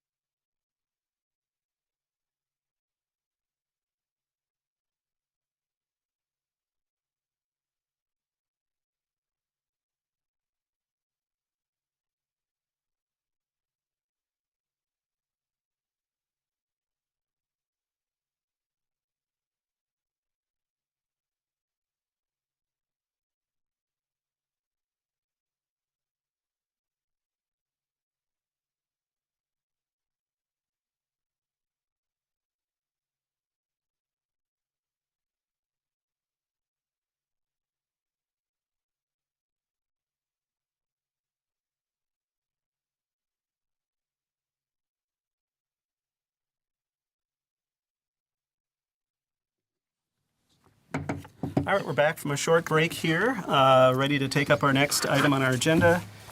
Flipping to a new page in my notes. All right, the next item this evening is consideration of a request by Clear Channel Outdoor to amend city code related to signs in relation specifically to some dynamic displays that they are looking to implement in Roseville. And with that, I will turn it over to our city planner, Thomas Paschke, also known as our sign expert, to introduce this item for our consideration this evening. Mr. Paschke. Such a sad title. Thank you, Mayor, members of the council. As indicated, this is a request by Clear Channel Outdoor, or better known as CCO, in the staff report to amend a few sections of the city code. One would be the definition section, 10.10.02. The next has to do with prohibited signs, 10.10.03. Then non-conforming signs, 10.10.03D. And then dynamic signs, which is section 10.10.10. And this is all related to being able to convert existing billboards that they own to be able to do dynamic displays or LED displays. And if I could get the overhead, please. In Roseville, we have 5 billboards, and you have this in your packet as well. It was a part of the Planning Commission.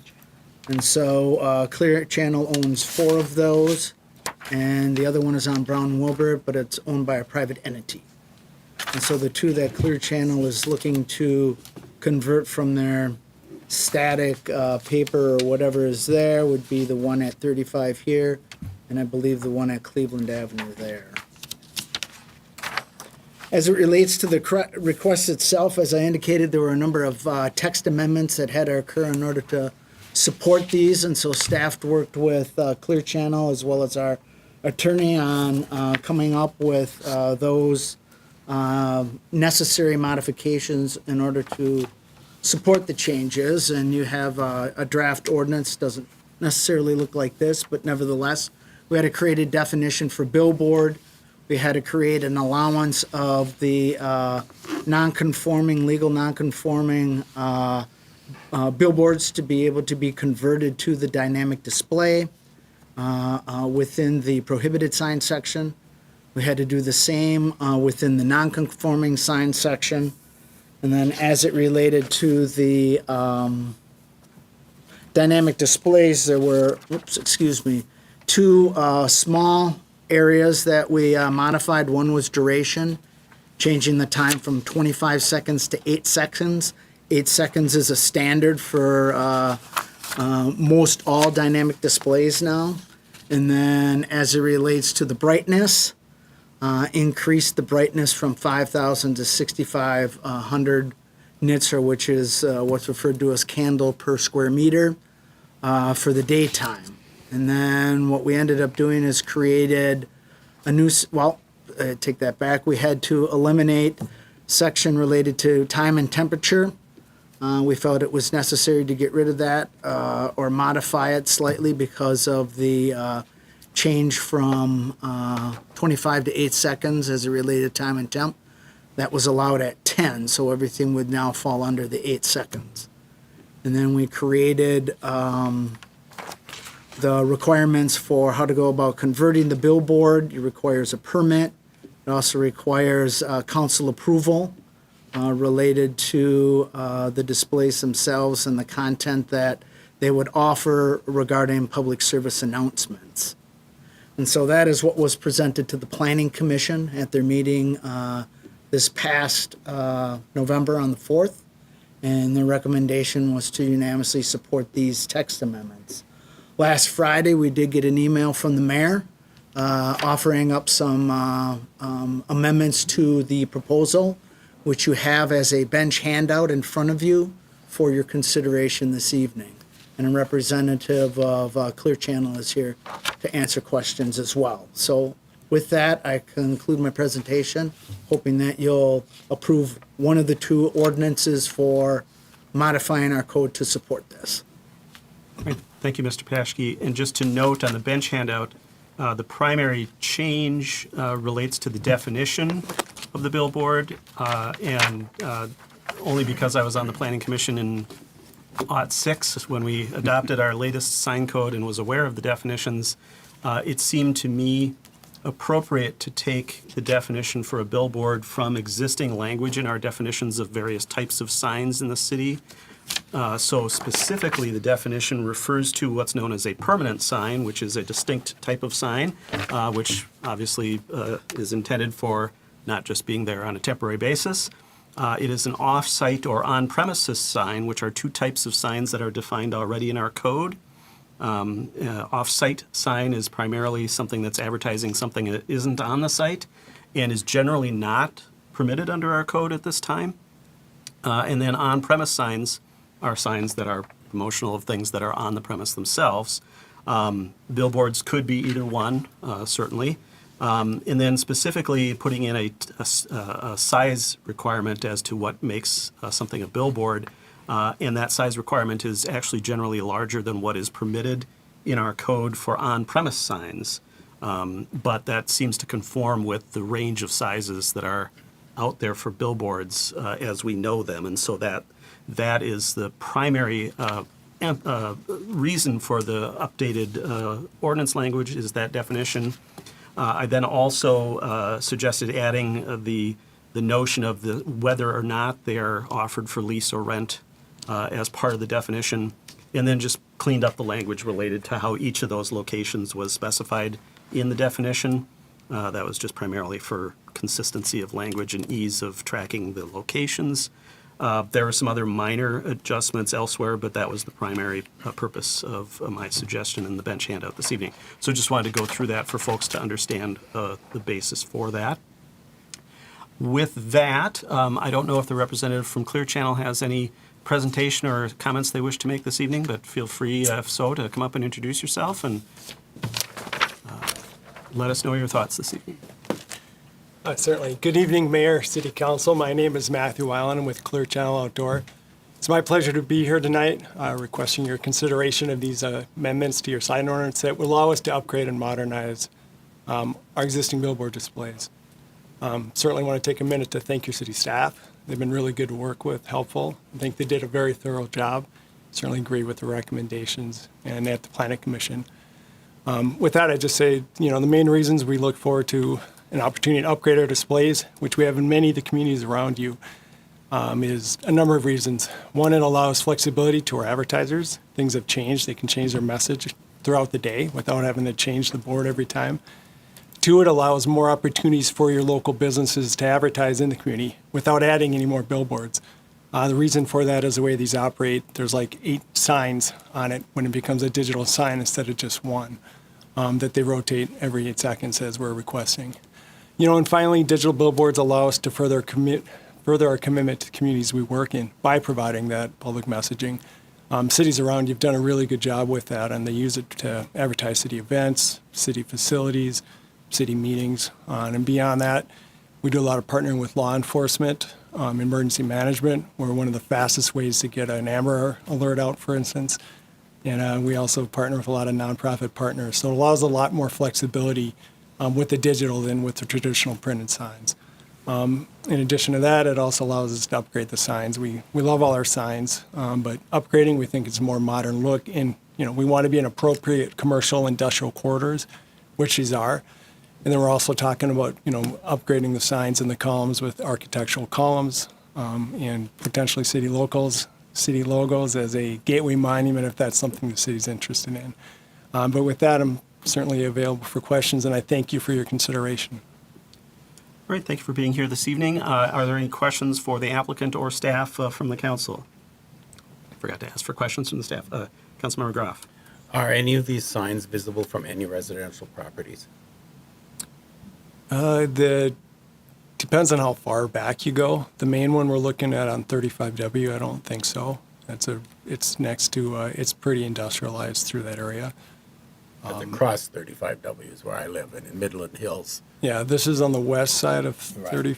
I did drive by it today, and it might be visible from the apartment building or down at the end. There are other signs that are not part of your organization, and they're on private property, but they are very annoying because they change, and it's only 25 seconds, but still they change, and they change all night long. 8 seconds. Yeah, and this would be 8.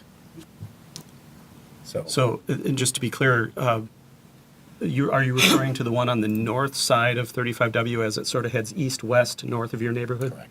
Okay, off of Terminal Road, I think is the Correct. address location.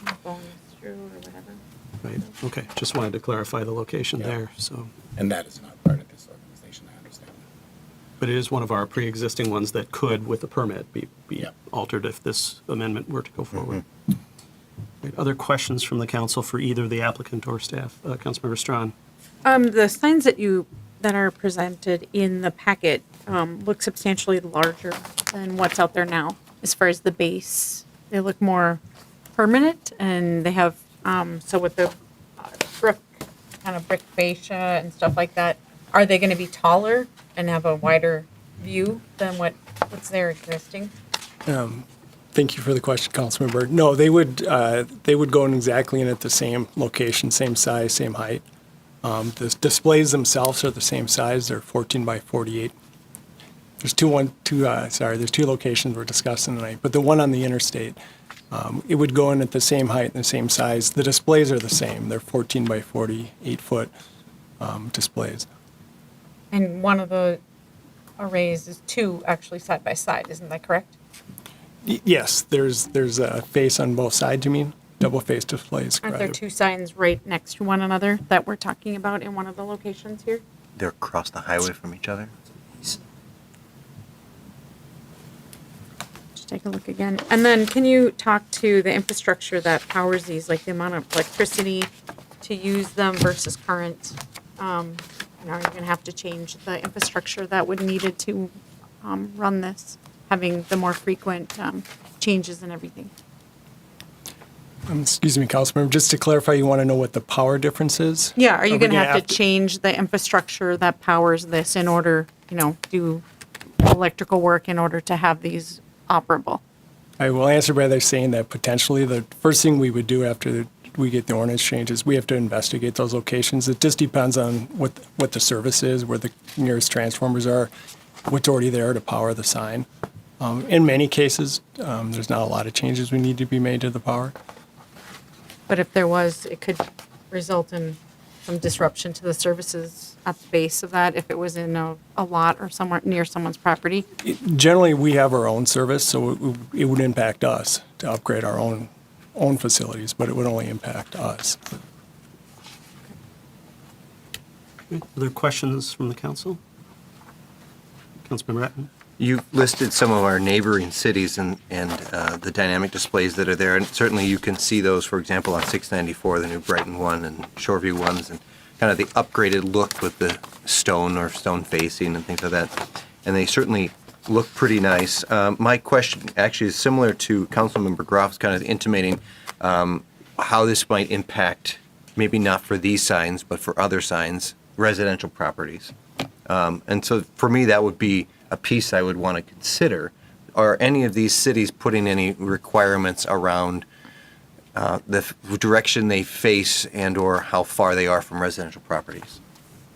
Thank you, Councilmember. A number of cities do have buffers in from residential areas. They have either buffers between signs or buffers to residentially zoned properties or residential areas. So that is something many cities have. Yeah, I think that would be an important consideration. Maybe not for these, but if the one on 36 is facing almost directly across in the townhomes, for example. And I would want to be thoughtful in this consideration process to be prepared to think about that. Right, and that staff may have some comment on that as well, because I think there is an approval process that potentially provides an opportunity for some regulation in those regards, but I will defer to staff. Are you referring to the Brown Wilbert sign? As an example of one that would clearly have some impact on people across the highway. Correct. Well, I guess I'll preface it a couple of different ways. Currently, our ordinance would impact residential properties because any commercial business, regardless of where it's located, can have a dynamic sign. It can have a dynamic sign up to roughly 150, maybe more square feet in size that has, information on it or the business on it, can possibly have portions of it that might change slightly. Not quite like a billboard, but it's still a dynamic sign with light or a change in some intensity of some sort that used to be there. So that's already permitted under the code. And so when we run into those signs that have issues, and we've had, I believe, 3 of the churches that have put in dynamic displays. Churches are typically adjacent residential. We've had to work with the sign companies and the churches themselves on getting things set correctly to the code that we currently have, mostly at the evening or nighttime, and then different frequencies and stuff. And so there was a learning curve with all 3 of them, but we haven't had any issues or concerns with any of those signs since then. And I would think that if an ordinance is passed, as a staff, we would probably have that same opportunity to work with whomever that is with whatever is happening to try to decrease brightness or other things in order to address the issues that residents have, unless you put into place a specific buffer related to these billboards or a certain billboard being converted. That is what I'm talking about, specific setback or buffer.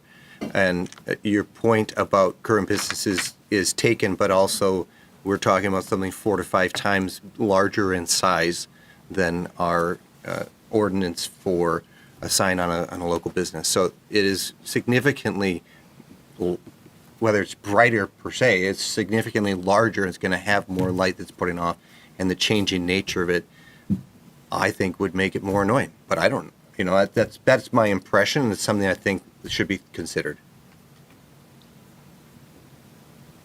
Right. And this is questions, remember. Councilmember Yes, sir. Groff. So this would increase the brightness considerably, about 30%, and it would also increase the frequency of the change from 25 seconds to 8 seconds. So you're almost getting like a strobe light going on across. No. No, it's not strobe light. And it's only the daytime increase in brightness, not. And keep in mind that most of them have a regulator on them that fluctuates with darkness and light. So the screen that you see that has the image on it will also get brighter or not so bright depending on how bright it is outside. Yeah, just to add on to the planner, they all have ambient light sensors on them, so he's correct. As it gets darker, they get less bright. As it gets brighter, as it gets brighter outside, they get brighter, and they go down at night. So on a cloudy day, they're going to go down. We don't want them to operate much different than the static existing signs you see out there now, the printed signs. And you see them in the same quarter, other than the fact they change. It's hard to tell the difference in the brightness. And it is an instantaneous change. It's not there's no movement, there's no fading. It's meant to be instantaneous in the quarter. And a lot of it has to do with the ambient light in the quarter it's around it. They're already in lit up quarters that they're currently located in. Right. I think that may cover questions for now. So if the 2 of you can maybe have a seat, we'll provide an opportunity for public comment. Is there anyone from the public who wishes to speak to this proposed ordinance amendment this evening related to the dynamic sign changes? Does not appear to be the case. So we can move to council consideration. We do have the request before us. Councilmember Strong. Thank you. I'd like to refer to Planning Member Bauer's comments from the November 6th meeting, indicating it'd be nice to have more public feedback on this and a public comment. I do think it is hard when an organization comes forward when we weren't necessarily looking to adjust our zoning on this particular or our restrictions. For us to kind of make a snap decision on that, and I do agree with Member Bauer in that regard. It would be nice for us to take more public input in before we were to make a decision based on one organization's request. Also to take into Member McGee's comments that, and her opposition as well, and just that, we don't have the control over the content. I'm concerned about who would monitor and feed info to the company for the billboards. They indicate that we get so many impressions per month, but that does require someone on staff to be doing something in a very timely manner in order for that to be effective. I remember we tried to get a sign at the Roseville High School years ago and were told that was not acceptable.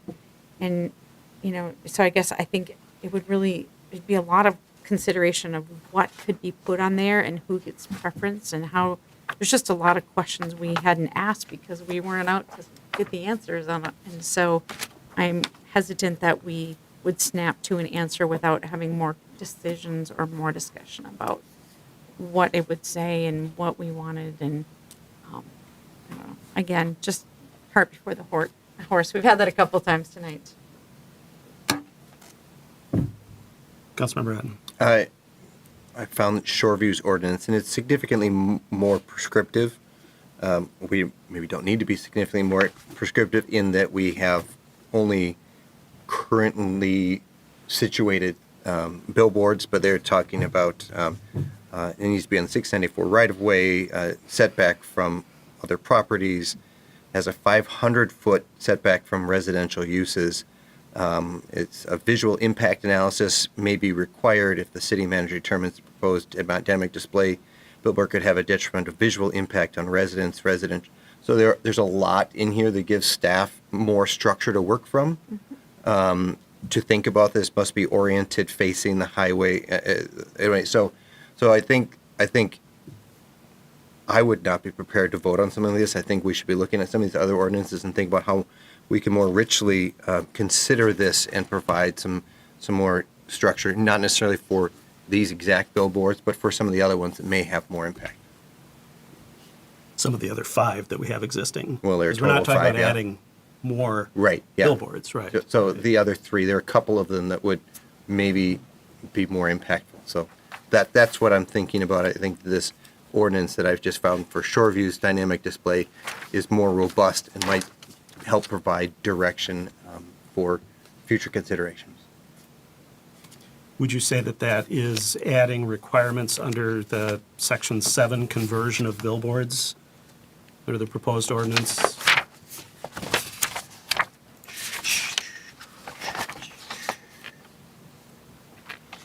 Because it's specific to billboards, I'm presuming. Yeah. And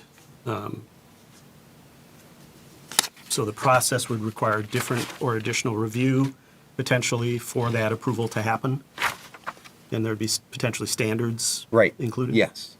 All right. Does that make sense to council members? Yes, that would make sense. Thanks for looking that up, Mr. I'm just amazed I found it. I'm going to be missed. Knowing how those city websites are, it's Took a it's couple very shots different. when I found it. Very good. No kidding.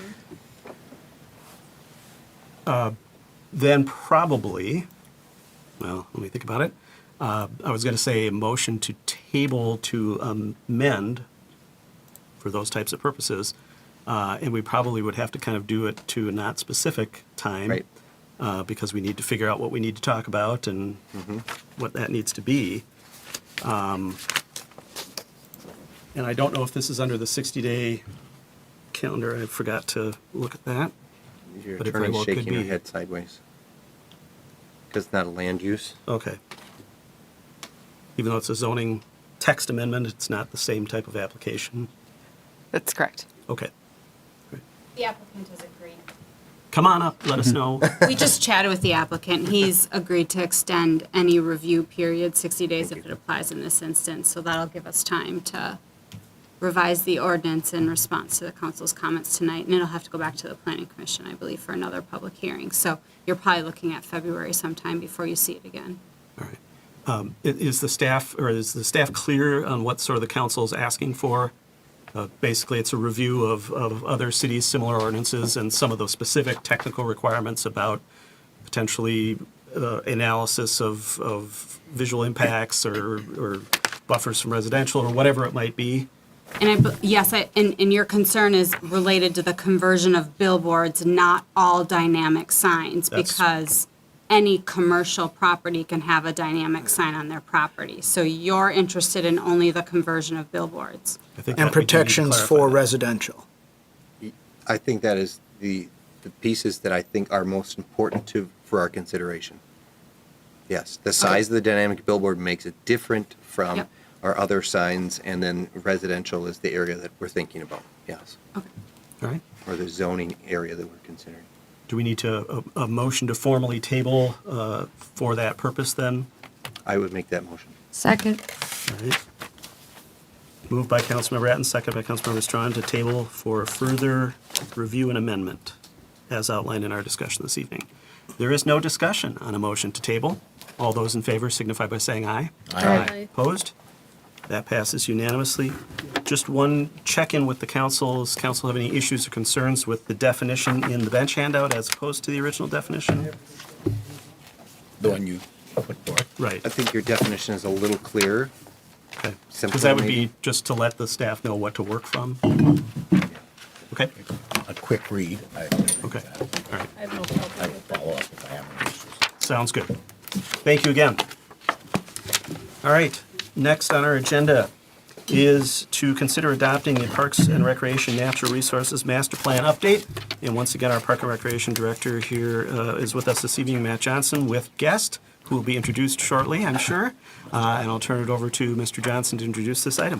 Yeah, thank you, Mayor and Council, again. And I do have with me Park Superintendent Jim Taylor, who has really helped shepherd this project to where we are right now. This is one, as much as it is, 8:42 on a Monday night. I am sincerely very excited about what we brought. This is a culmination of about a year's worth of work, and prior to that, a culmination of decades of work. It's been something that has been pushed by our volunteers, and we have one of our great volunteers back behind us, and Tom, by the Parks and Recreation Commission and by the City Council to really make sure that we capitalize on the great work that's been done to this point in the game. So I want to hesitate. I don't want to go too long on this. Again, I get excited by the the whole subject matter, and it's something that we talked for over an hour with our Parks and Recreation Commission on, and I won't do that for you tonight. But it is important that I at least briefly frame where we're at with this.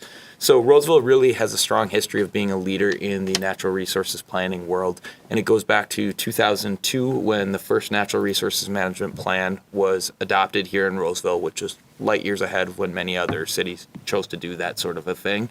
In 2013, with the Park Renewal Program, the city really heavily invested in natural resources work.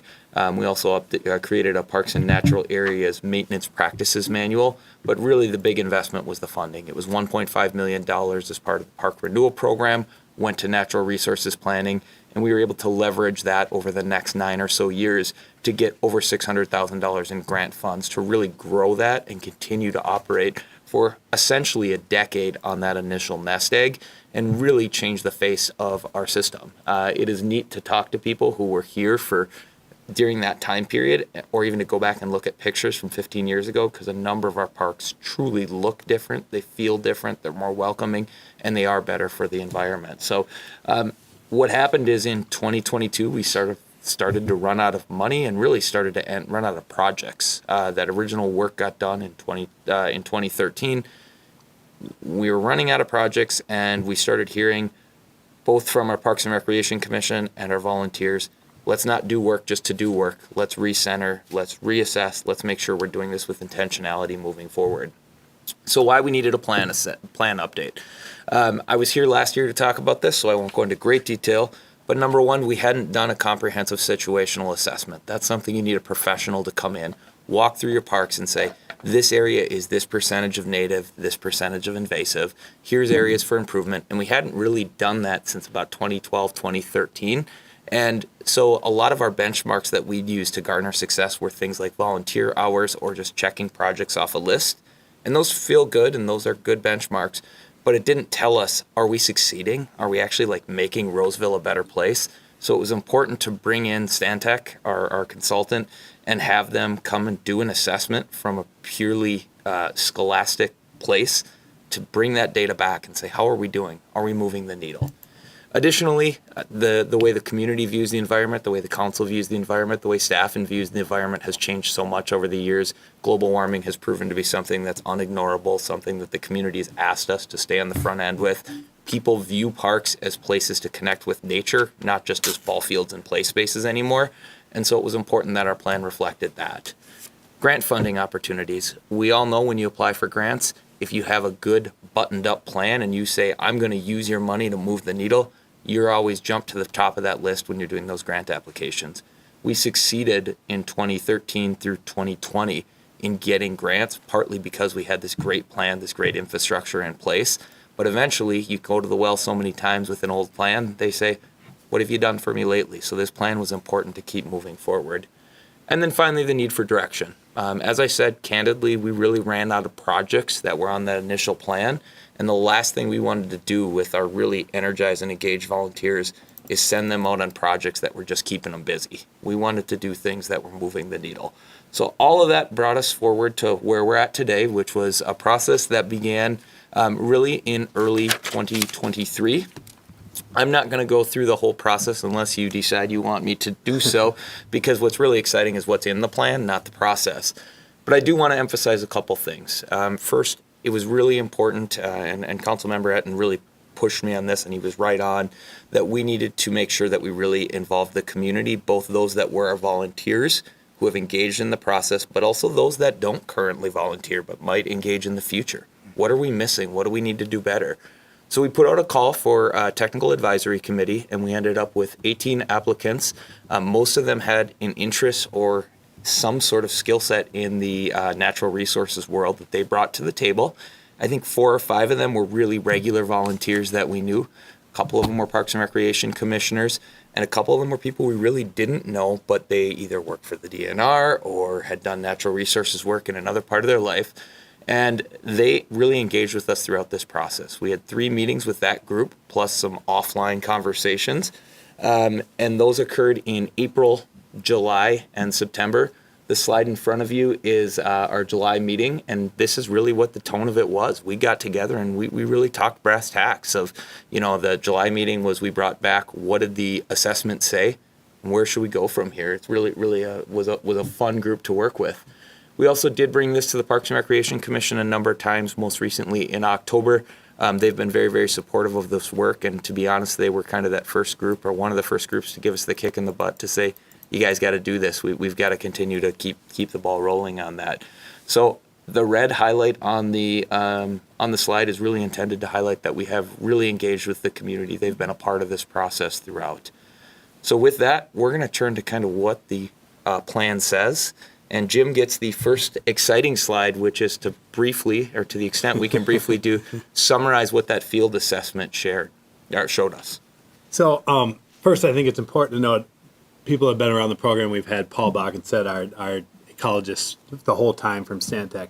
He purposely recused himself a little bit from the first part of this process because he wanted fresh eyes on the project. He felt he was too close to it. So we had another ecologist from Stantec actually do the field assessment. So it was a different look, could be a little more critical, and look at things from a lens that haven't been involved in this for 12 years. So as we went through the field assessment and inventory, there's 30 park units, and some of that's explained in the full plan and in those management maps. Several of those park units are in Central Park. There's 103 management units within our park. So in each park, there's different management units based on if it's a woodland or if it's a prairie, what the different management practices are. The vegetation metrics that we used were percentage of native ground cover, percentage of woody invasive cover, percentage of herbaceous cover. So in that native ground cover, 138 acres, or 50% of the acreage that we did. So it was 340 total acres, but 138 acres, or 50% of that, was over 75% native ground cover, meaning we are making strides. We're starting to see a momentum shift away from heavy invasives into some native ground cover, and again, over 75% and over half of these areas.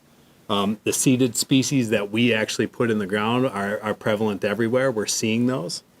And many of the low native or high invasive areas are wetlands due to the cattails and reed canary. Those are things that we are not treating as part of our plan, and we're recommending continuing not to, because we don't get the benefit from them. It's so much time and effort and resources to control those things. It would take up a majority of our time, and we're not sure we'd get the cost benefit for those. So those we have the low native areas. The native seeds and planted species that we have out there, we're seeing three plus dozen native species for our prairie, woodland, and shoreline types. Some examples of those are early sunflower, Boxgulow beard tongue, golden Alexander. We also are seeing all the planted species for trees that we put out there, which are bur oaks, northern red oaks, Kentucky coffees, among some others. We are still seeing some herbaceous invasive species present. There's 25 plus of those. Annuals are like Japanese hedge parsley. Biennials are garlic mustard. Perennials are burdock. These all take different levels of effort and will require for the control per the different species and depending on the scale of infestation, treatment method, site contacts, among other factors on how to treat those. We also still have 12 plus species of some woody invasives. Most notable shrubs is buckthorn. Trees, we still have some mulberry and Siberian elm out there that we've continued to thin out.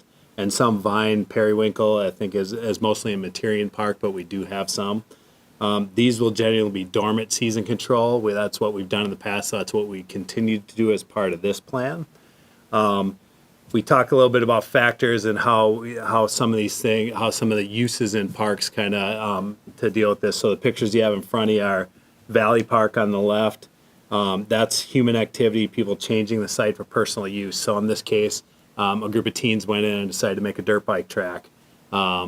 Great, we always enjoy when people have fun in our parks, but we can't change the topography because it has long-term effects on the natural resources in that area. Second one is disc golf in Acorn Park. Obviously, disc golf is a well-loved amenity in this community, but it does have an effect on the natural resources in Acorn with the compaction from all the trampling and erosion because we don't have much for ground cover. And the last one is wildlife. Obviously, we love wildlife, but it does have an impact with phosphorus load and consumption of the seeds that we lay and everything else. But also importantly, on the wildlife side of things, one of the things that we noticed through the assessment and then just from general observation is we're seeing wildlife return and thrive that we haven't seen in the community for a couple years. Things like wood frogs, our wood frog population has went way up. Indigo bunting birds, we're starting to see those back in places like Reservoir Woods and Villa. Great spangled fritillary butterflies that we haven't seen, or we're starting to see more. One that we were pretty excited about in our last burn that we did at Reservoir Woods was prairie skinks. They're not very prevalent in the metro at this point. We're starting to see those back in Reservoir Woods when we hadn't seen them for a while. And then red-shouldered hawks, they're kind of back a little more metro-wide. But we think things like we've done here are part of the reason for that. So that's what we have from a field assessment standpoint. I know Matt's got a couple other things. Then we're going to come back and talk a little bit more about the project list and how we got to there. Yeah, and the field assessment, I think in the report spans about 12 pages, and I thought about reading it to you verbatim, but I see that there's not an interest in that. But I do think that the key punchline of it is that we really are moving the needle and that there is really significant change. So I think anecdotally we had felt that there was change, but the field assessment really validates that. When you see 75% of native cover in 50% of our parks, our natural units, that's a huge sign of progress and a huge sign that this investment is worthwhile. So we're here really to talk about the plan, and I don't want to go into too great a detail because you saw it, and I got a little guff from our group who compiles the packets because it was about 200 pages in your packets. But I do want to just highlight the key points of what are included in the plan and why we think it's important. So the first thing we asked is our technical advisory committee to prepare a vision. And really this was done through a number of cascading activities. And they arrived at the vision that is on your screen.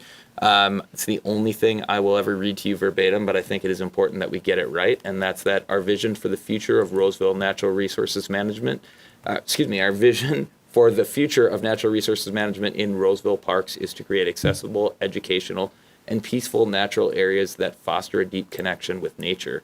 We aim to preserve and restore native plants and habitats, maintain biodiversity, and implement sustainable practices to combat emerging environmental challenges by establishing connected corridors and unique natural experiences. We will ensure our parks remain healthy, beautiful, and biologically diverse spaces for all residents to enjoy. So it's a little philosophical, a little touchy-feely, but it really does lay out what do we envision our parks to be, say, a decade down the line. The bulk of the document really revolves around these three goals, each one with policies underneath it. Goal 1 focuses on that big picture of preservation, restoration, and maintenance of significant natural resources, and outlines sort of 9 policies to get us there, which I will not go through individually. But those are really the guideposts that will help us make decisions moving forward. When things are before the Parks and Recreation Commission, when things are before staff, and even before the council, we want to be referencing these policies as ways to guide us forward. Second goal was to promote community involvement in natural resources management. This is something that our program has done that differs from a lot of others. We don't just view it as getting the work done. We view it as engaging the community as being extremely important, and making sure that this is an education piece. And then the third goal is to prioritize both short-term and long-term natural resources management with planning and collaboration with partners.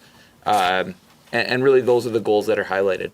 The plan also speaks to the stewardship program recommendations, which is really the TAC plus our volunteer group plus Stantec put a number of recommendations forward on how our stewardship program can move forward. The experts, Stantec, also did give us a series of 1-year, 5-year, and 10-year recommendations. And then probably most excitingly, at least for Jim, was it outlined about 200 plus projects in a project list. So this is that next, when we have people and we want to get them out working, what do we want to get done?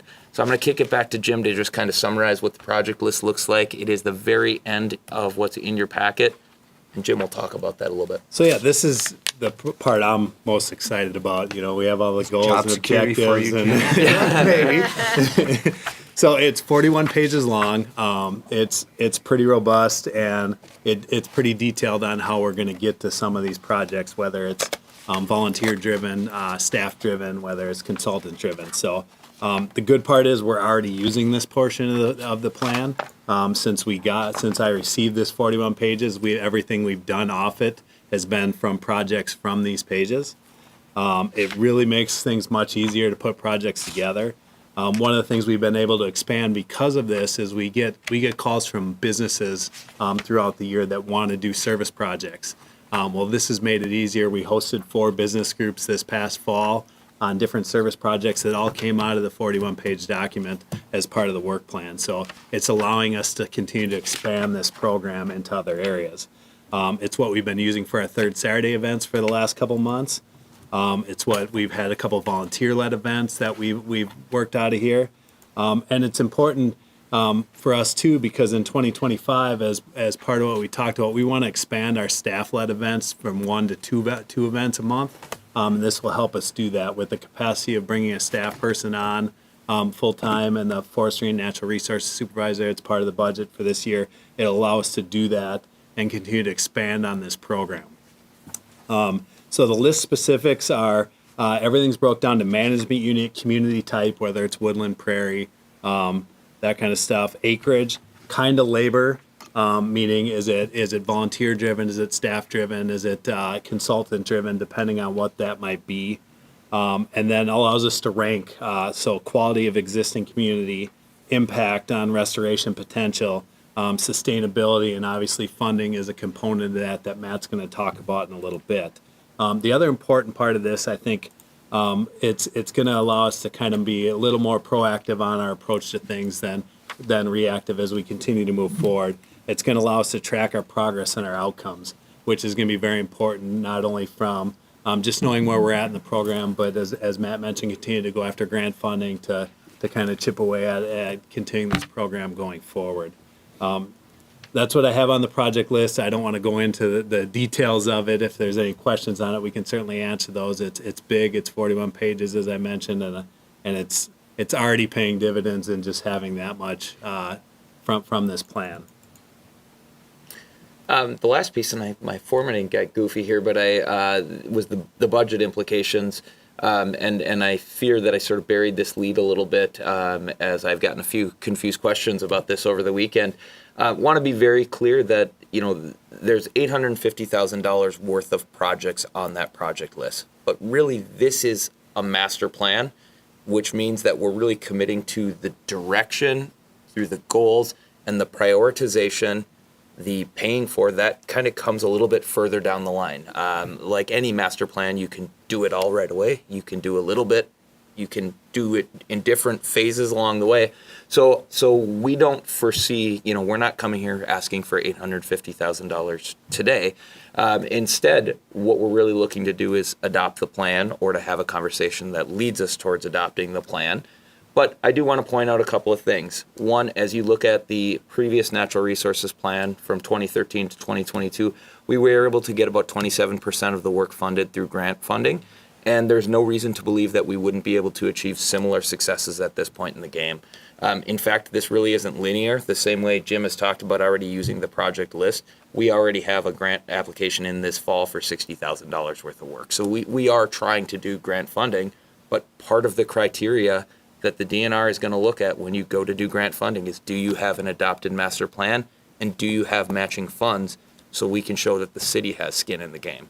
So we anticipate that'll be part of the capital improvement program. In future budget years, we'll have to have some of those conversations, but it's not some astronomical increase that's way off board here. And I think I'd reference that in the staff report. Again, the total project list is about $850,000, but we do anticipate that we can do some prioritization. We don't need to fund all of that, and we can achieve some of that through grant funding. So I would anticipate right now, again, sort of back a napkin, that in an ideal world, we'll probably be looking at about $100,000 per year in the capital improvement program. But again, that's a conversation to be had down the line. So as we look at sort of next steps, where do we go from here? First thing, as Jim already mentioned, the project list is already quite a bit in use. We're sort of using it at somewhat of an ad hoc basis. Stantec has helped us to identify some really high impact projects that we can do right away. And so we're sort of out there doing that. But also, as Jim said, he'll have a group that'll call and say, I really want to work in Acorn Park. So we look and say, oh, what projects are available in Acorn Park? And we do that. We do want to be more intentional and thoughtful moving forward. So as we get our new position on here, our person hired who's going to be doing natural resources and forestry, we really do want to make sure that we're prioritizing a work plan. So we want to identify, say, a year or 2 years out. These are those high impact projects. These are those lesser impact projects, but they're really good for morale. Get them built in so we've got that plan over a couple of years. Additionally, we want to make sure that we're moving the benchmark on volunteer stewardship.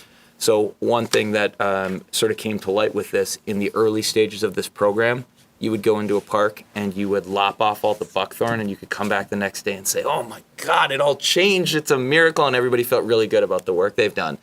Well, now you might go and you plant a bunch of seed and you haul some buckthorn out, and it might be 2 years before you see the real impact of that. So we've got to do a better job of telling that story, of getting people connected to that work they did 2 years ago and making sure that they see the needle moving. And some of that is doing better benchmarking. So it's not just measuring by number of volunteer hours or number of things checked off a list, but whether it's a map, whether it's reports, being able to connect people to the work that was done, tell this story in a bigger way, and talk about why it's important. We are going to continue to seek grant funding. We do see a great market out there to do it. Stantec has been a great partner in helping us to get that grant funding, and I anticipate they're going to continue to do that. And we do aim to increase our educational opportunities, both through the volunteer work, but also through our nature center. And Dion Heider, our recreation supervisor there, has a deep passion for natural resources, and we're integrating that into the programming there already, not viewing these as isolated, siloed things, but viewing it as a holistic tackling of our natural world and spreading a bigger picture than just fixing our parks. It's bigger than that. It's about fixing our environment. So we're really, really excited about this. And then finally, before I kick it to true Q&A, I want to mention what the ask is today. We certainly would accept adoption. We feel that we're at a point where adoption makes sense. However, we absolutely understand this is the first time the council has seen this. So if there's feedback, if there are questions, if there's desired changes, we could take that as well and come back at a different time. Again, not sure how deep into the weeds the council wants to get. I don't have my weeds pen here. But I thought that I've got It is not mine to hold at this meeting. So, with that, I will open up the floor to questions and go from there. All right, thank you both of you for the presentation this evening and explaining sort of all of this. What you're accurately saying is to a lot of us maybe the first time we're seeing it as a package together, so appreciate that. Questions from the council? Or how can we get it done tomorrow? Councilmember Schroeder. Yes, I'm really excited about this, guys. This, it was really good to see the detail. I know it was large, and I should apologize whoever had to put the packet together right now for this one, but I think it was important that we all got to see it. So this is good to see. I was just curious, when you were talking about adding 100,000 more to the CIP, are you talking 100,000 one time and then it's there, or are you talking 100,000 on each year? So I don't want to overstep without, I don't want to be evasive, but I don't want to talk to things that we're not totally like 100% ironed out. Right. So we have $50,000 each year in the CIP for natural resources funding. And one of the goals of this was to really get that ironed out. It was always sort of a placeholder. Right. I would anticipate that it would be probably 100 total, so 50 for each of those years. Okay. The reality is, the analogy that I've begun to use with natural resources work is it's not like, you build a home and then the next couple of years all you have to do is tune up your furnace. Natural resources work requires an ongoing investment. Right. And candidly, I think one thing that we've seen from this is there is a danger to we will backslide if we don't invest. And so we've invested this $1.5 million. Excellent. We've received $700,000 in grant funding. And we feel strongly like we're stewards of this great work that's been done, and we'd be doing a disservice to the community, to Tom's work, to these others if we fall backwards. So I want to make sure that we're funding that adequately.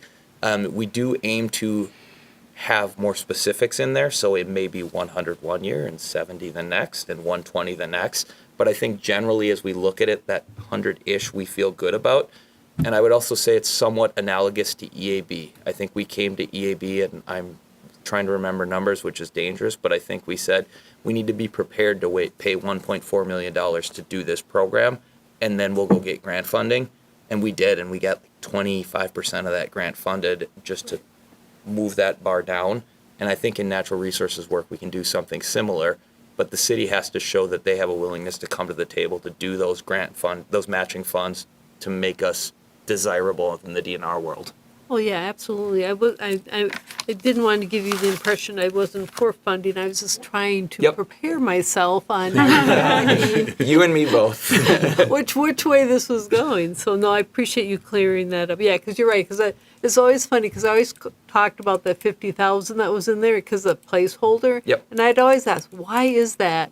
Seems so vague, and there was no detail, and then you come up with this plan and we go, oh, this is way more detail than I'm used to getting, so appreciate that. No, I understand what you're saying now. Thank you. Okay. Other questions, feedback? Councilmember Strawn. It's not a question, but just it's a really impressive product, and obviously it didn't just come to be. It looked like you have a lot of parts to it, and I really appreciate very intentional things are often what you get put into them, you get that much out of it. But this work plan, I can see why Jim's excited. That's the kind of thing that gets me all like, where you just really have I just think there's been so many times when we have asked for contractors to give us plans and they're so loose or so, they're not really specific. And this is really an amazing plan. And I'm excited for you and for our city, for you guys to start using it because it's just so specific on do this, here's how, here's who, and so yes, it takes a economic commitment, but it's exciting to see the natural, and I do hope that you guys can make sure we can educate the people, including myself, on those invasives in your own neighborhood and in your own yard and how we can keep growing and building. You don't want the house right next door to the park to be sending over all their creeping Charlie when you work so hard. So maybe if we all had we saw that it was our investment to help you do the work in the park, to be near the park. So I really appreciate any of that too. Councilmember Graff. Great work. I mean, it's sort of like when you go on a trip, if you don't have a roadmap of where you're going, you can waste a lot of time. You can waste a lot of volunteer hours, and that's going to be counterproductive. I feel like this really gives us a direction and a plan to get there. And the detail is incredible. And it's really important because, like you were saying, volunteers want to work on it, but they want to also know that their time is used wisely and feel good about it at the end of the day. And maybe they don't see it for 2 years, but they do see some of those things in 2 years, and that's a reward in itself. So those are a couple of the comments I was thinking of. The money part, that might change from year to year. We might also have to look at it differently depending on what our budget discussions are, but it sounds like we all understand that. So as far as adoption of the plan, I don't think that's contingent on a firm number there. And I like the benchmarking parts of it that you were talking about. I think that's crucial for success. So thanks. Does anybody wish to make a motion to adopt the Natural Resources Management Plan? Motion to adopt? Second. It's been moved by Kelly. We were getting into such good discussion, and it sounded perfect for discussion towards a motion. Councilmember Strawn has moved. Councilmember Etten has seconded to adopt the Natural Resources Management Plan as presented. Discussion on the motion. You've had a chance already. Do you mind if I go to seconder, Councilmember Etten? Thank you. I would echo the thanks to your work, to the commission's work, to the TAC group's work.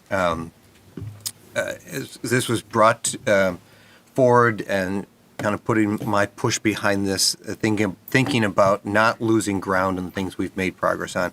I appreciate that assessment shows us where we've made great progress and where we haven't made progress, and that's an honest assessment that helps us square up on what's next and how to get there. Some of the things I like about this is there are clear goals, there are clear prioritizations, and specific strategies for making and tracking that progress. And I agree with everything you've said and others have said about how important that is, so that the city, our volunteers, our dollars are all going in one direction. That's good. So I appreciate that. I won't get to vote for any funds, but we can talk about that in the future. I'm sure I'll get a phone call from him about it. That's a good idea. Other discussion? Yeah, you'd never thought of that, right? Other discussion on the motion? Well, I would just echo everything that's already been said. The thing I would just note is that I continue to look for those opportunities for the city to convert mown grass in our properties to natural. Yep. So every maybe I need to be the person that says, "Do you have a project like that I can go do?"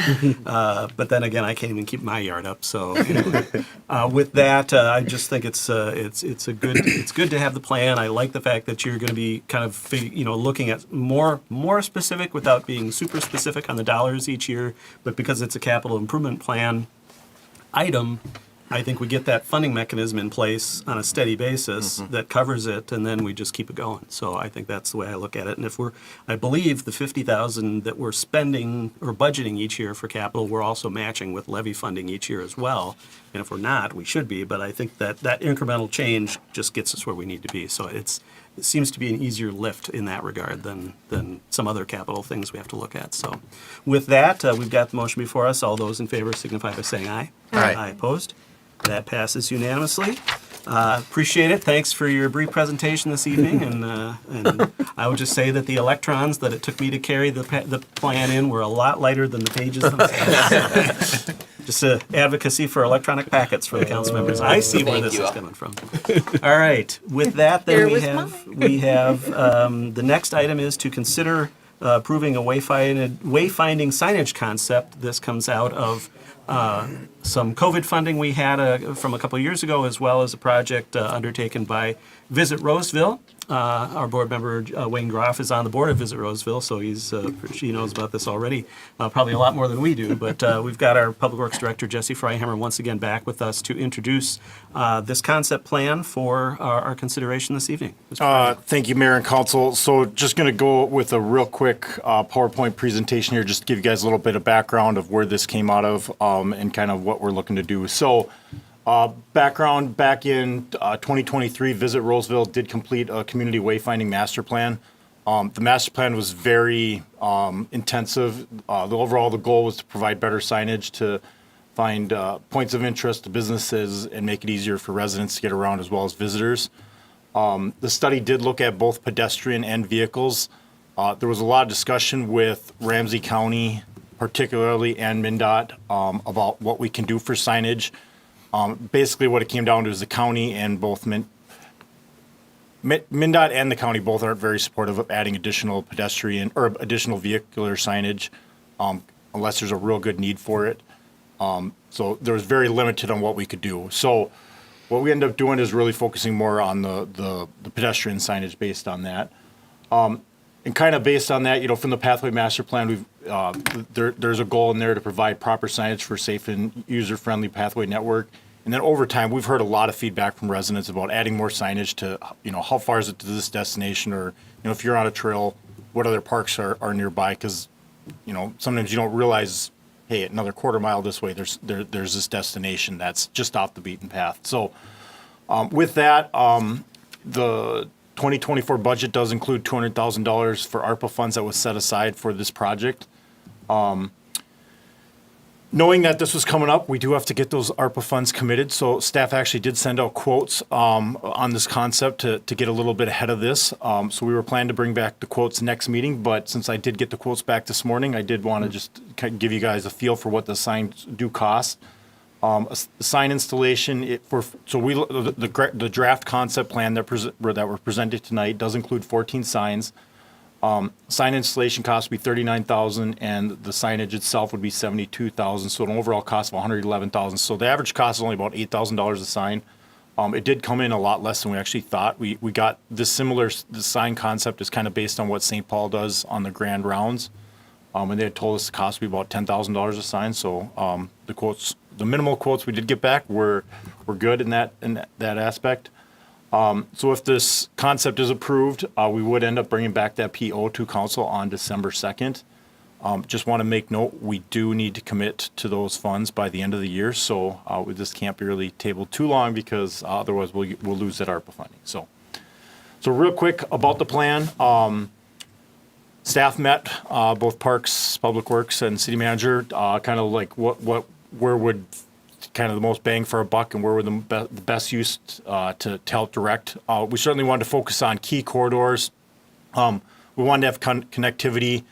We didn't want to just put someone down a pathway where we didn't have good pathways. You know, if we have a gap in the system, we don't want to direct people, hey, go here, but there's no good safe way to get there. So a couple of key corridors, a little bit on Cleveland Avenue, over by the hotel areas. That was kind of a key concept that came out of the Visit Roseville plan. Certainly the County Road C corridor. It's a very long corridor with very dedicated pathway, and certainly kind of the heart of the city, getting to City Hall and the city campus. And then the other corridor that was really focused on was the County Road B, as well as a little bit of connectivity up Lexington, as well as Dale, and using the connections into the Trout Brook Trail.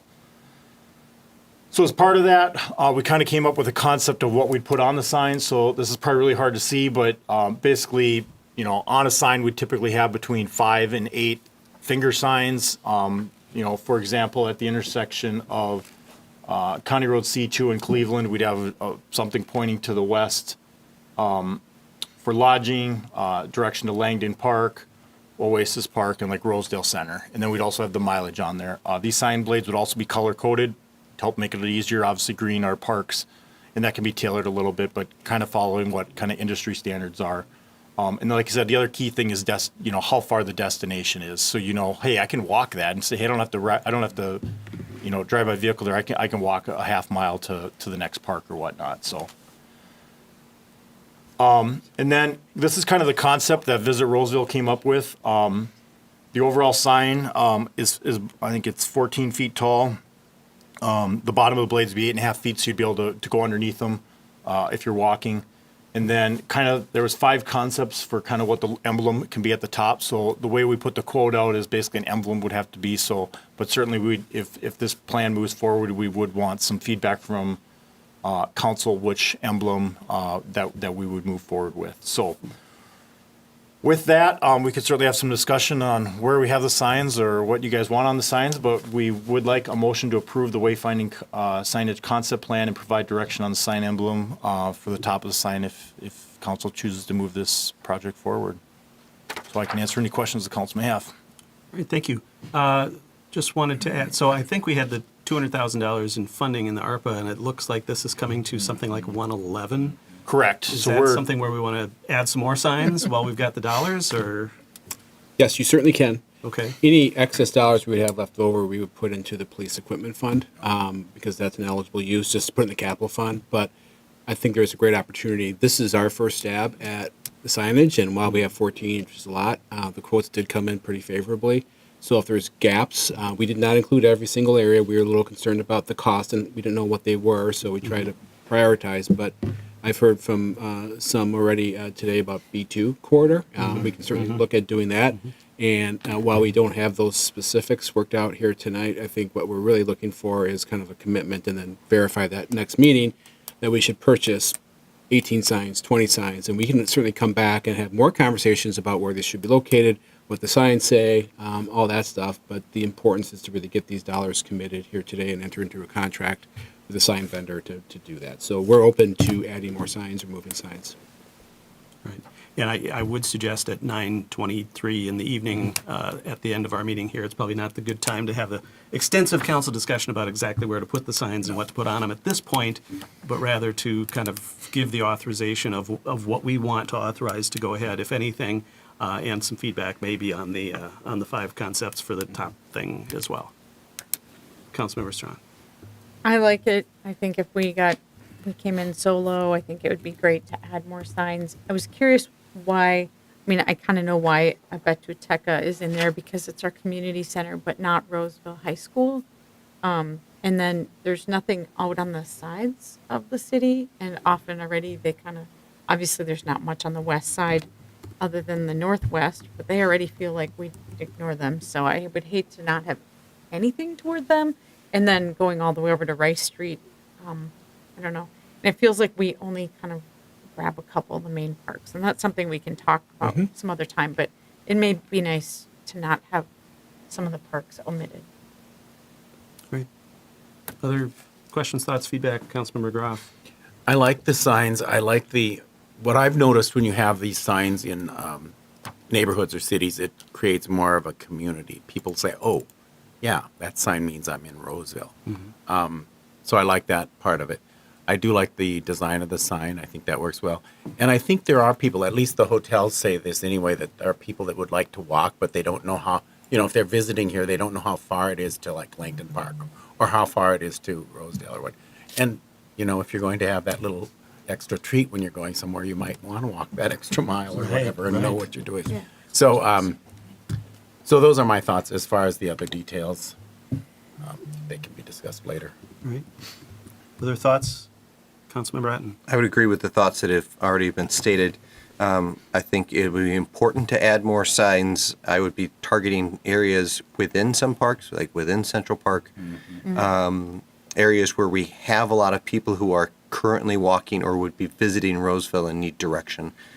I'll give you my map. I got some circles, and you can think about that. But even things like up by Lake Josephine, where you got people at the DQ, you got people, they're already outside recreating what's close by. So thinking about some of those places where people are already on foot, because these signs are going to be almost useless to someone driving on a road. Right. Yes. Right. They're downright dangerous. So I would want to reframe maybe a few of these and say, where are people going to be on foot? Where would this really be impactful?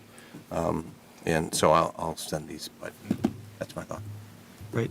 Councilmember Schroeder. Yeah, and that's what I was going to say. This isn't useful for anyone driving, so I think we need to focus on biking and walking are the use of these signs. And so as in we're trying to figure out where to put them, I think we want to make sure that it's for people doing those activities. So I think that would make sense. Councilmember Schroeder, would you like to make a motion in relation to this plan? Well. Wow. Are you sure you know what it would be? Well, it says here that there you go. It says, motion to approve the wayfinding signage concept plan and provide direction on the sign emblem on the top. So do we need to do that first? You can do one, and then we can have a discussion about the other, perhaps. Oh, okay. Because we don't want to lose the dollars, that's for sure. So motion to approve the wayfinding signage concept plan. Second. All right, that's been moved by Councilmember Schroeder, seconded by Councilmember Ratten. Do we want to put anything in there about adding additional signs, to try to use up as much of that ARPA funding as possible? Well, I think they're going to come back with that. Well, we But I think we should be we need explicit to identify the number we want to purchase so we can get that in. Yeah.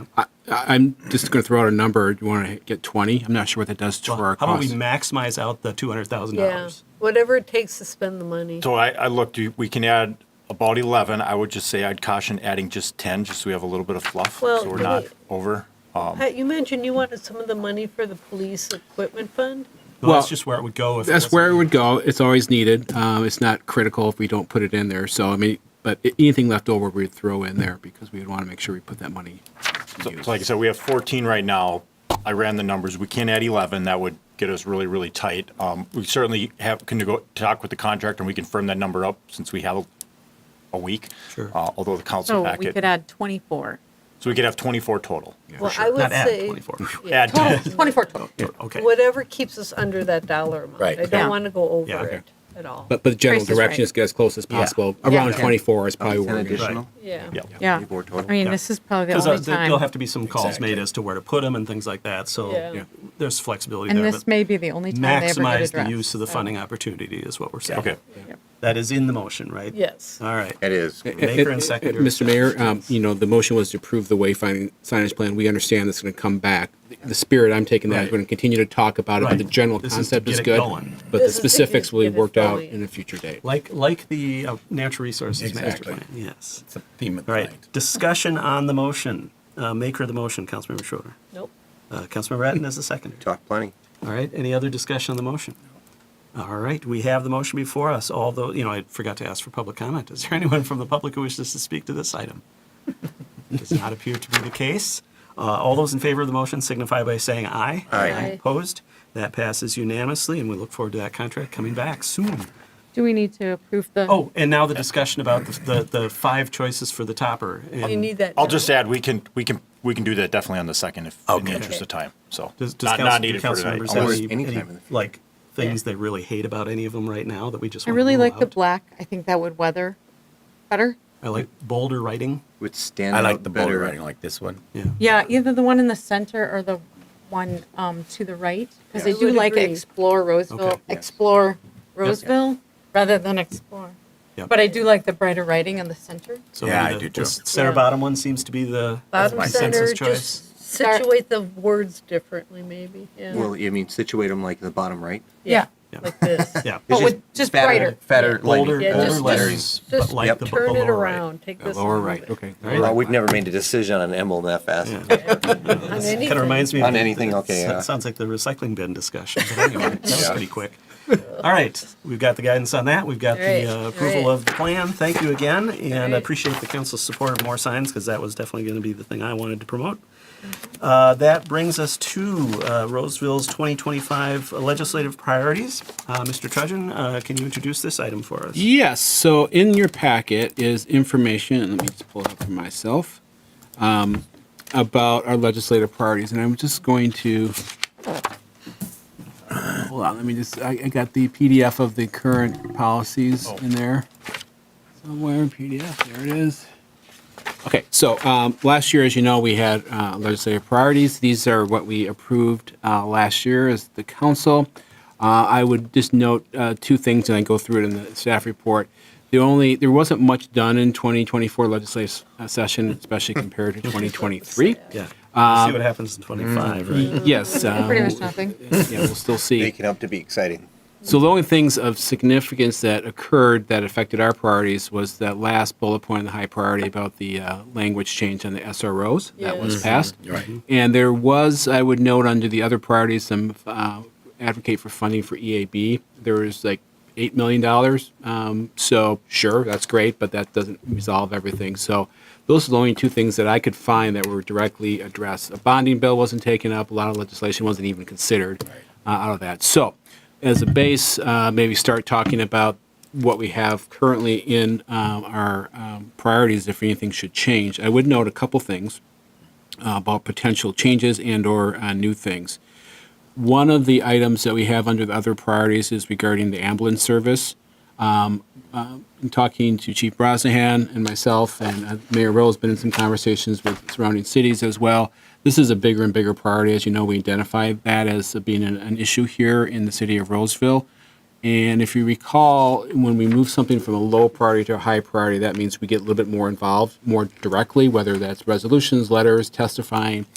We think this is the time to maybe move that priority up, not necessarily change any of the wording, just move that up into a high priority so we can take some ownership in that and help drive that. Absolutely. Yes. Yes. So that'd be one. The other one that is in a high priority that we would look to totally remove is about a special law to allow the city to utilize existing funds from TIF 17. We don't have any existing projects. It's actually a big lift to get those approved. And so without really any project that we think that it just would not be worth our time to do. So we would ask that that would be removed. I'd also note that while this wasn't part of our official priorities, last year we spent a substantial amount of time talking about Kids in Need Foundation and their bonding request, and the council, after several meetings, did agree to do that. Bonding bill never got considered. Since that time, Kids in Need has informed me that they are looking, they probably have closed by now, on a facility in a different community and do not have that same request in front of us, so we do not need to think about that, consider that. In this past April, if you remember all that missing middle housing conversation, there were tons of legislative proposals for that, and the city did take a stand on a couple of those issues and sent letters to our legislators. We may want to include some language in one of our priorities about that. The challenge is we're not sure what's really going to be in front of us, and we anticipate there'll be some type of conversation on that, but what it's going to look like is really hard to say at this point. So if we want to craft some general language, we could probably come up with something, but or we could wait until there's more specific things to react to on that. And then also Ramsey County, in previous years, but certainly more recently in October, was here talking about the legislation that would give them EDA powers, the special legislation.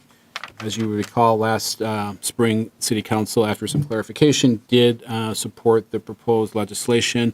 And they were here this past October asking for that. So I would think it'd be appropriate to consider whether or not we put that into one of our priorities moving forward. Then finally, and I bring this up, this was not directly solicited by city staff, but it was brought to my attention that some other cities are looking to change the purchasing authority all the way up to $175,000. As you know, we treat that very conservatively here, and although state law allows city manager up to $20,000, the threshold is $10,000.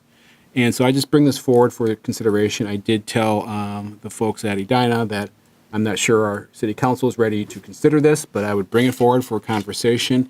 It would note that if that is successful, and I have no idea what chance it has, cities can still opt to do a lesser amount if they so choose, so nothing would actually change. So just bring that to your attention. We could certainly add it. We can certainly just ignore it or not have any stance on it and just see what happens or doesn't happen. So that's real quickly some of the things to consider, and obviously we can add other things we're not even thinking about right now. This is probably a several-step process. We're not going to resolve it all tonight. I would say, just in frankness, that if we have some changes tonight, it's going to be really hard to get that turned around tomorrow and then get on the December 2nd meeting. So I would suggest we bring anything back to the first meeting in January. It'd be a great meeting to finalize those things. It's still before the session starts, and we can maybe get some more language. We'll have another person who's going to be discussing that, so it's good that he's probably here listening to this. Probably. Yes. Pat, could you clarify on the are we still looking to do a bonding request this year? Is there any sense that there's going to be a bonding bill? Usually they're in even years, and this is an odd year coming up. In years past, when they didn't do it in an even year, they did do it in an odd year. So I don't know. It's hard to say. I would suggest we keep that in there That's for where sure. I was going, was just to But, double check on whether that's actually a process this year, we'll have to see. All right. I think from my perspective, I will go out on a limb and say I'm not so eager to support the coalition about the $175,000 purchasing threshold for city managers. I'm not either. We'll just see what happens with that. That doesn't change anything for us. No. Yeah. So why Yeah. put the effort into it? Yeah. If they want to do it, fine. So there's an easy one for you. I personally, I think since we did support the EDA legislation from Ramsey County, presuming it's the same, I would be okay putting that on the lower tier. Lower. Seems The like second tier. consensus. Yeah, not a priority. Yep. But move the ambulance up to the Move the top. ambulance The up one does ambulance make some go way sense. up, Yep. Yep. yes. And remove the TIF, like he said, and remove, Yeah. you know. Yes, other one. and the kids in need, take that off. Yeah, hasn't been on, so no big deal. And, And the SROs, because that was yeah, that's passed. done. Yeah. I think on the missing middle, my sense is maybe we just want to react to whatever might or might not come forward because it's hard to have I a agree. policy associated with something you don't know what Yeah. it's going to be. Yes. So I'm not sure we have to add anything on that. I feel like things like that are going to struggle to find air. Yes. Yeah, with the divided house.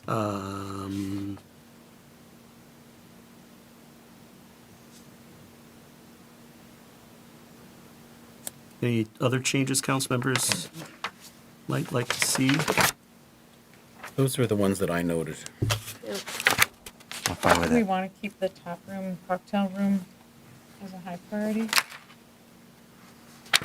I would say I'm not sure that legislation's been even introduced in the past couple sessions. You used to have some sponsors. Yeah, can we check in with maybe our local establishment to see if they're even pursuing it? Because Yep. I think if they're not pursuing it, it really Then doesn't we make should- sense for Right. us to have it as a Yeah, I mean, priority. it's been on there a Yeah. whole time I've been Yeah. here, and You're I right. don't know that it's been mentioned. Right, exactly. And I have no idea what's going to come forward on the cable commission, and No. I think that was moved up in the high category in your report, although not on this list, only because we had somebody from the city testifying on that bill. Like I said, I don't know what's happening, so that one might be able to slip down to the Move it lower. down, yes. The second tier. Yeah. Anything else? I'm okay actually pulling off the transparency on the property tax notices thing. I know that's been kind of a pet thing, but it just hasn't gone anywhere, so. We just like them to send it out a week earlier. Yeah, no kidding. There's that. Let's do that. Good luck with that one, right? Yeah, no kidding. I'm sure we'll get some notes about our timing. Well, and it's Yeah, it'll Ramsey be our- County, so. Yeah, people Did were you drop happy it in the about mail that. today, Robin? All right. Are we leaving on Emerald Ash Borer funding, or are we taking that off? I think it continues to be a We just got more money last year, I think. Yep. Yeah. That was, We're and that pretty was successful. something that I think was, we should leave it that on was the moved case. forward, Okay. so if there's additional funds. Yeah, we want to pursue We have that. It's not additional going issues away. within parks that could help address. What about the funding for the public, for the mental health services and public safety? I feel like that's always been an important piece of what we do, and we're kind of doing our priority, our funding next year, aren't we? Are we taking on more of the funding ourselves? In theory, we've got some grant dollars that we're, fingers crossed, we're going to get to fully fund those. But we can certainly look at the wording on there, but I think it is important that the state is part of that funding Yes. solution. So whether through its grants or just direct appropriations, I think it's important. I don't know that I would move it up to the upper tier, because we're not necessarily taking a lead on it per No, se. I'd leave it as on there, but other priorities. I would also, just for clarification, really try to sort out what we mean by racial equity data. That's just a statement, and We need to work look on at it. what the meeting minutes were on that discussion. Yeah, and I think it's always been a little vague, but just having more information about demographics coming from the state. But is that a legislative priority? I don't know. So I do want to talk about that again internally. Bring that forward. If we have some changes, it would be different, look different than what it is there, because that's just too vague. Yeah, get some input. Yeah, I don't. Really nothing to it. I don't know what that means. I Yeah. wasn't here when it went on, Yeah, so. yeah. Well, and some of us who were here don't know what it means. Yeah, I'm not sure it's Right, very clear. yeah, I'm not sure it's very clear. As a then. senior council member, I don't know. Yeah. I think we should, on the voluntary engagement, I'm not even sure where Ramsey County is with advocating for that. I can that's- check with them. They were the ones that initiated us putting that on, so certainly I think we need to check in with them and see if that's still a priority for them or if it's been dealt with in any way. Certainly if it's a priority for them, I'd like to keep it on. Yep. Once again, I don't want to put something or keep something on if we find out that Yep. they're not really pushing for Yep. it. Mm-hmm. We're not going to do that ourselves. No. Right? Okay, great. I'll It's a start. work on this and bring it back. So we'll look at this on the January 6th. 13th then or whenever the first meeting is. January 6th, I think it is. 6th, yeah. Well, the Hopefully 13th is everyone's the work listening session. carefully. Taking diligent notes. Yeah. All right, that, no, not that'll that. come back, yeah, that'll come back for us. Then, we have, one set of meeting minutes, the minutes from our November 4th council meeting. Were there any changes or corrections needed to those minutes or a motion to approve? Motion to approve. Second. All right. Motion from Councilmember Schroeder, second from, we'll give it to Councilmember Bratton this time. To approve those minutes. Any discussion on the motion? Oh, Hearing none, all those in favor signify by saying aye. Aye. Opposed? That passes unanimously. Those minutes are approved. Mr. Trudgeon, the consent agenda for this evening. It's a long one, Mr. Mayor. I think I should be able to get done before 10 o'clock. Good luck. Item 10A approves payments in the amount of $3,318,589.51. Item 10B approves a massage therapy establishment license located at 1607 County Road C. Agenda item 10C approves several purchases, including the purchase of personal protective equipment for the fire department, a remodel of the training mezzanine, the fire station, the purchase of playground equipment, and installation of services for the new Lexington Park playground, the purchase of a used U-Haul truck to be used for a new puppet wagon, and the purchase for a replacement snowplow machine for Parks and Recreation. All these items were identified in the 2024 CIP. Agenda item 10D approves the 2025 business licenses for 1 pawn shop, 16 retail THC licenses, 10 recycling hauler licenses, and 11 solid waste haulers. Item 10E approves a resolution requesting $75,000 in funding from Met Council for the private property inflow and infiltration grant program. Item 10F approves a resolution approving the final contract acceptance of the and authorize the final payment for the South McCarran's retaining wall project.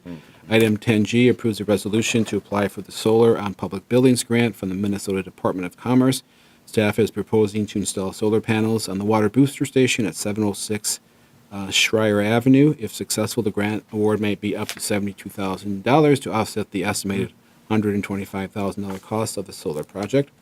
Item 10H approves entering into a cooperative agreement with Ramsey County for the Lake Josephine outfall project. The 2025 project will help alleviate some ongoing drainage issues in the Hamlin and Clamar neighborhood and provide better drainage to Lake Josephine. Item 10I approves entering into a contract with the City of Arden Hills to continue to provide water to their community. Roseville has provided Arden Hills water since 1963. The new 5-year agreement makes changes to the frequency of billing to monthly and have updated the rates charged to Arden Hills. As a result, the new contract is expected to generate an additional $400,000 in revenue for Roseville. Agenda item J accepts $50,000 in armor grant funds from the Minnesota Department of Public Safety for new encrypted radios compliant with FBI standards. Item 10K approves entering into the Toward Zero Deaths agreement with the City of St. Paul. This program focuses on reducing crashes, deaths, and injuries from vehicles on Minnesota roads. Roseville will receive about $26,000 for this program to offset personnel and overtime costs for traffic enforcement. Item 10L approves a labor agreement between the City of Roseville and the International Union of Operating Engineers, Local 49, or as we call them, the 49ers, for a 3-year period from 2025 through 2027. This agreement covers our maintenance workers in the Public Works and Parks and Recreation Department. Agenda item M approves a labor agreement between the City of Roseville and the Law Enforcement Labor Services Local 436, or the police sergeants, for a 2-year period from 25 through 2026. Item 10N approves a 2.5% benefit increase for the members of the Roseville Firefighter Relief Association in accordance with the city resolution that ties the annual increase to the Social Security costs of living allowance, which is 2.5% for 2025. Item 10O approves entering into a contract with 9 North for the production and web streaming of City Council and City Commission meetings for a 3-year term. starting in 2025. The contract reflects a 1% increase in the cost over 2024. Then finally, agenda item 10P authorizes the extension of food and beverage services agreement with Teals LLC for service at the Cedar Home Community Building, and that is the consent agenda. Thank you, Mr. Trudgeon. Is there a motion on the consent agenda? So moved. Second. Moved by Councilmember Graff, seconded by Councilmember Schroeder to approve the consent agenda as presented. All those, any discussion on the motion? I had a question about the THC licenses. We're not relating those. There's a number of the folks who failed the tobacco and liquor that are on this. We're not going to connect them in any way. At this point, we're not proposing to that. Yeah. Okay, just noting that of the 7 failures, like 5 of them are being granted a THC license. Did we do compliance checking related? We have not done THC products? specific compliance checks on THC. We're trying to get that into the rotation. We did the alcohol purchase and tobacco purchase. Okay. Other discussion on the motion? Hearing none, all those in favor signify by saying aye. Aye. Opposed? That passes unanimously. Those items are approved or accepted. That brings us to the future agenda review, among other things. Mr. Trudgeon, first the future agenda. So, another big meeting next Monday here. You can see all the things on there. We will be having a reception to honor Councilmember Jason Etten before the meeting at 5:30. So please come and enjoy some cake and coffee and conversation. We'll have a formal recognition at the start of the meeting. A roast. Or a roast, yeah. I think a roast would be lovely. A roast to be during the meeting. Oh. We will also recognize Julie Wern. I'm still confirming whether she can be here or not. She is retiring from Visit Roseville after 18 years. Then we'll talk about the EDA and city budget and levy and look to get those approved, the fee schedule, the utility rates. We're not going to be approving the legislative priorities. We'll kick that to the January meeting. That will really shorten the meeting. A large part of our meeting will be taken up with these alcohol and tobacco compliance failures that Councilmember Strawn just referred to, and they are listed there. And then we will approve some remaining business licenses. There's a few that we're waiting for them to come in, that batches we approved tonight. There's always a couple stragglers there. And then lastly, we'll be looking to amend the Chapter 317, the hotel licensing ordinance. This is to change the effective date to April 1st. For enforcement, I provide some information to the council on the rationale for that, but we'll look to have that approved. That's already been advertised and posted in accordance with state law. Then our meetings in January. Our first meeting is January 6th. We'll have oath of office for Councilmember Strawn and Councilmember-elect Bauer. We'll also have a proclamation for MLK Day. We'll discuss the Public Works Plan, discuss the legislative priorities, some of our normal business items, discuss commission vacancies, discuss the rules of procedure that we have in place. That's just kind of a standard item, talk about city council liaison, and appoint the acting mayor. And there may be a few other cases that pop up since it'll be about a month since we have a meeting, so there might be some things. On the 13th, we'll have the EDA meeting, election of officers, and the housing study update that we kicked from tonight will be there. Then we'll spend the bulk of the meeting talking about the maintenance center project and some options and next steps and kind of how we should go from here. So that is the next month or so, 2 months. All right. Thank you, Mr. Trudgeon. Are there any questions about the future agenda review? Otherwise, council member announcements, communications, and reports, or councilmember-initiated future agenda items. Councilmember Atten. The city manager review subcommittee met with the city manager today to do a 6-month performance review on his goals. Mr. Trudgeon provided some written comments on the goals, as well as we had a pretty robust discussion on goals. And overall, good progress is being made, and we discussed steps to make further progress, or kind of priorities there that are going to happen to continue to move forward for our city. Yep. So it's a good discussion. Yep. And we should probably note, just from a wording point of view, that wasn't a performance review because there are certain legislative requirements about that for city council. To do a 6-month check-in. Check-in, thank you. Okay. All right. Sorry, check-in. All right. And with that, other council member reports, announcements, communications, future agenda items. I would note, after our discussion this evening in relation to the cannabis ordinance, now that we've got that in place, I would like to suggest that at an upcoming meeting, we discuss adding 500-foot buffers to our off-sale licenses for liquor from residential treatment facilities to be consistent with our cannabis idea. establishment licenses. So wanted to note that. And certainly if council members want to add tobacco into the mix, but I think from the point of view of addiction Yeah, and treatment and things like that, exactly. absolutely alcohol should be something we look at in that regard. Anything else from council members this evening? All right, we're actually 5 minutes ahead of schedule, or no, 10 minutes ahead We of just dropped schedule. a housing study. All right. And also the abatement. All right, with that, the only thing left on our agenda is a motion to adjourn. So moved. Second. All right, it's been moved by Councilmember Strawn, seconded by Councilmember Groff to adjourn. There is no discussion on motion to adjourn. All those in favor signify by saying aye. Aye. Opposed? That passes unanimously, and we are adjourned at 9:50. Thank you, everyone. Man, if we had those other things.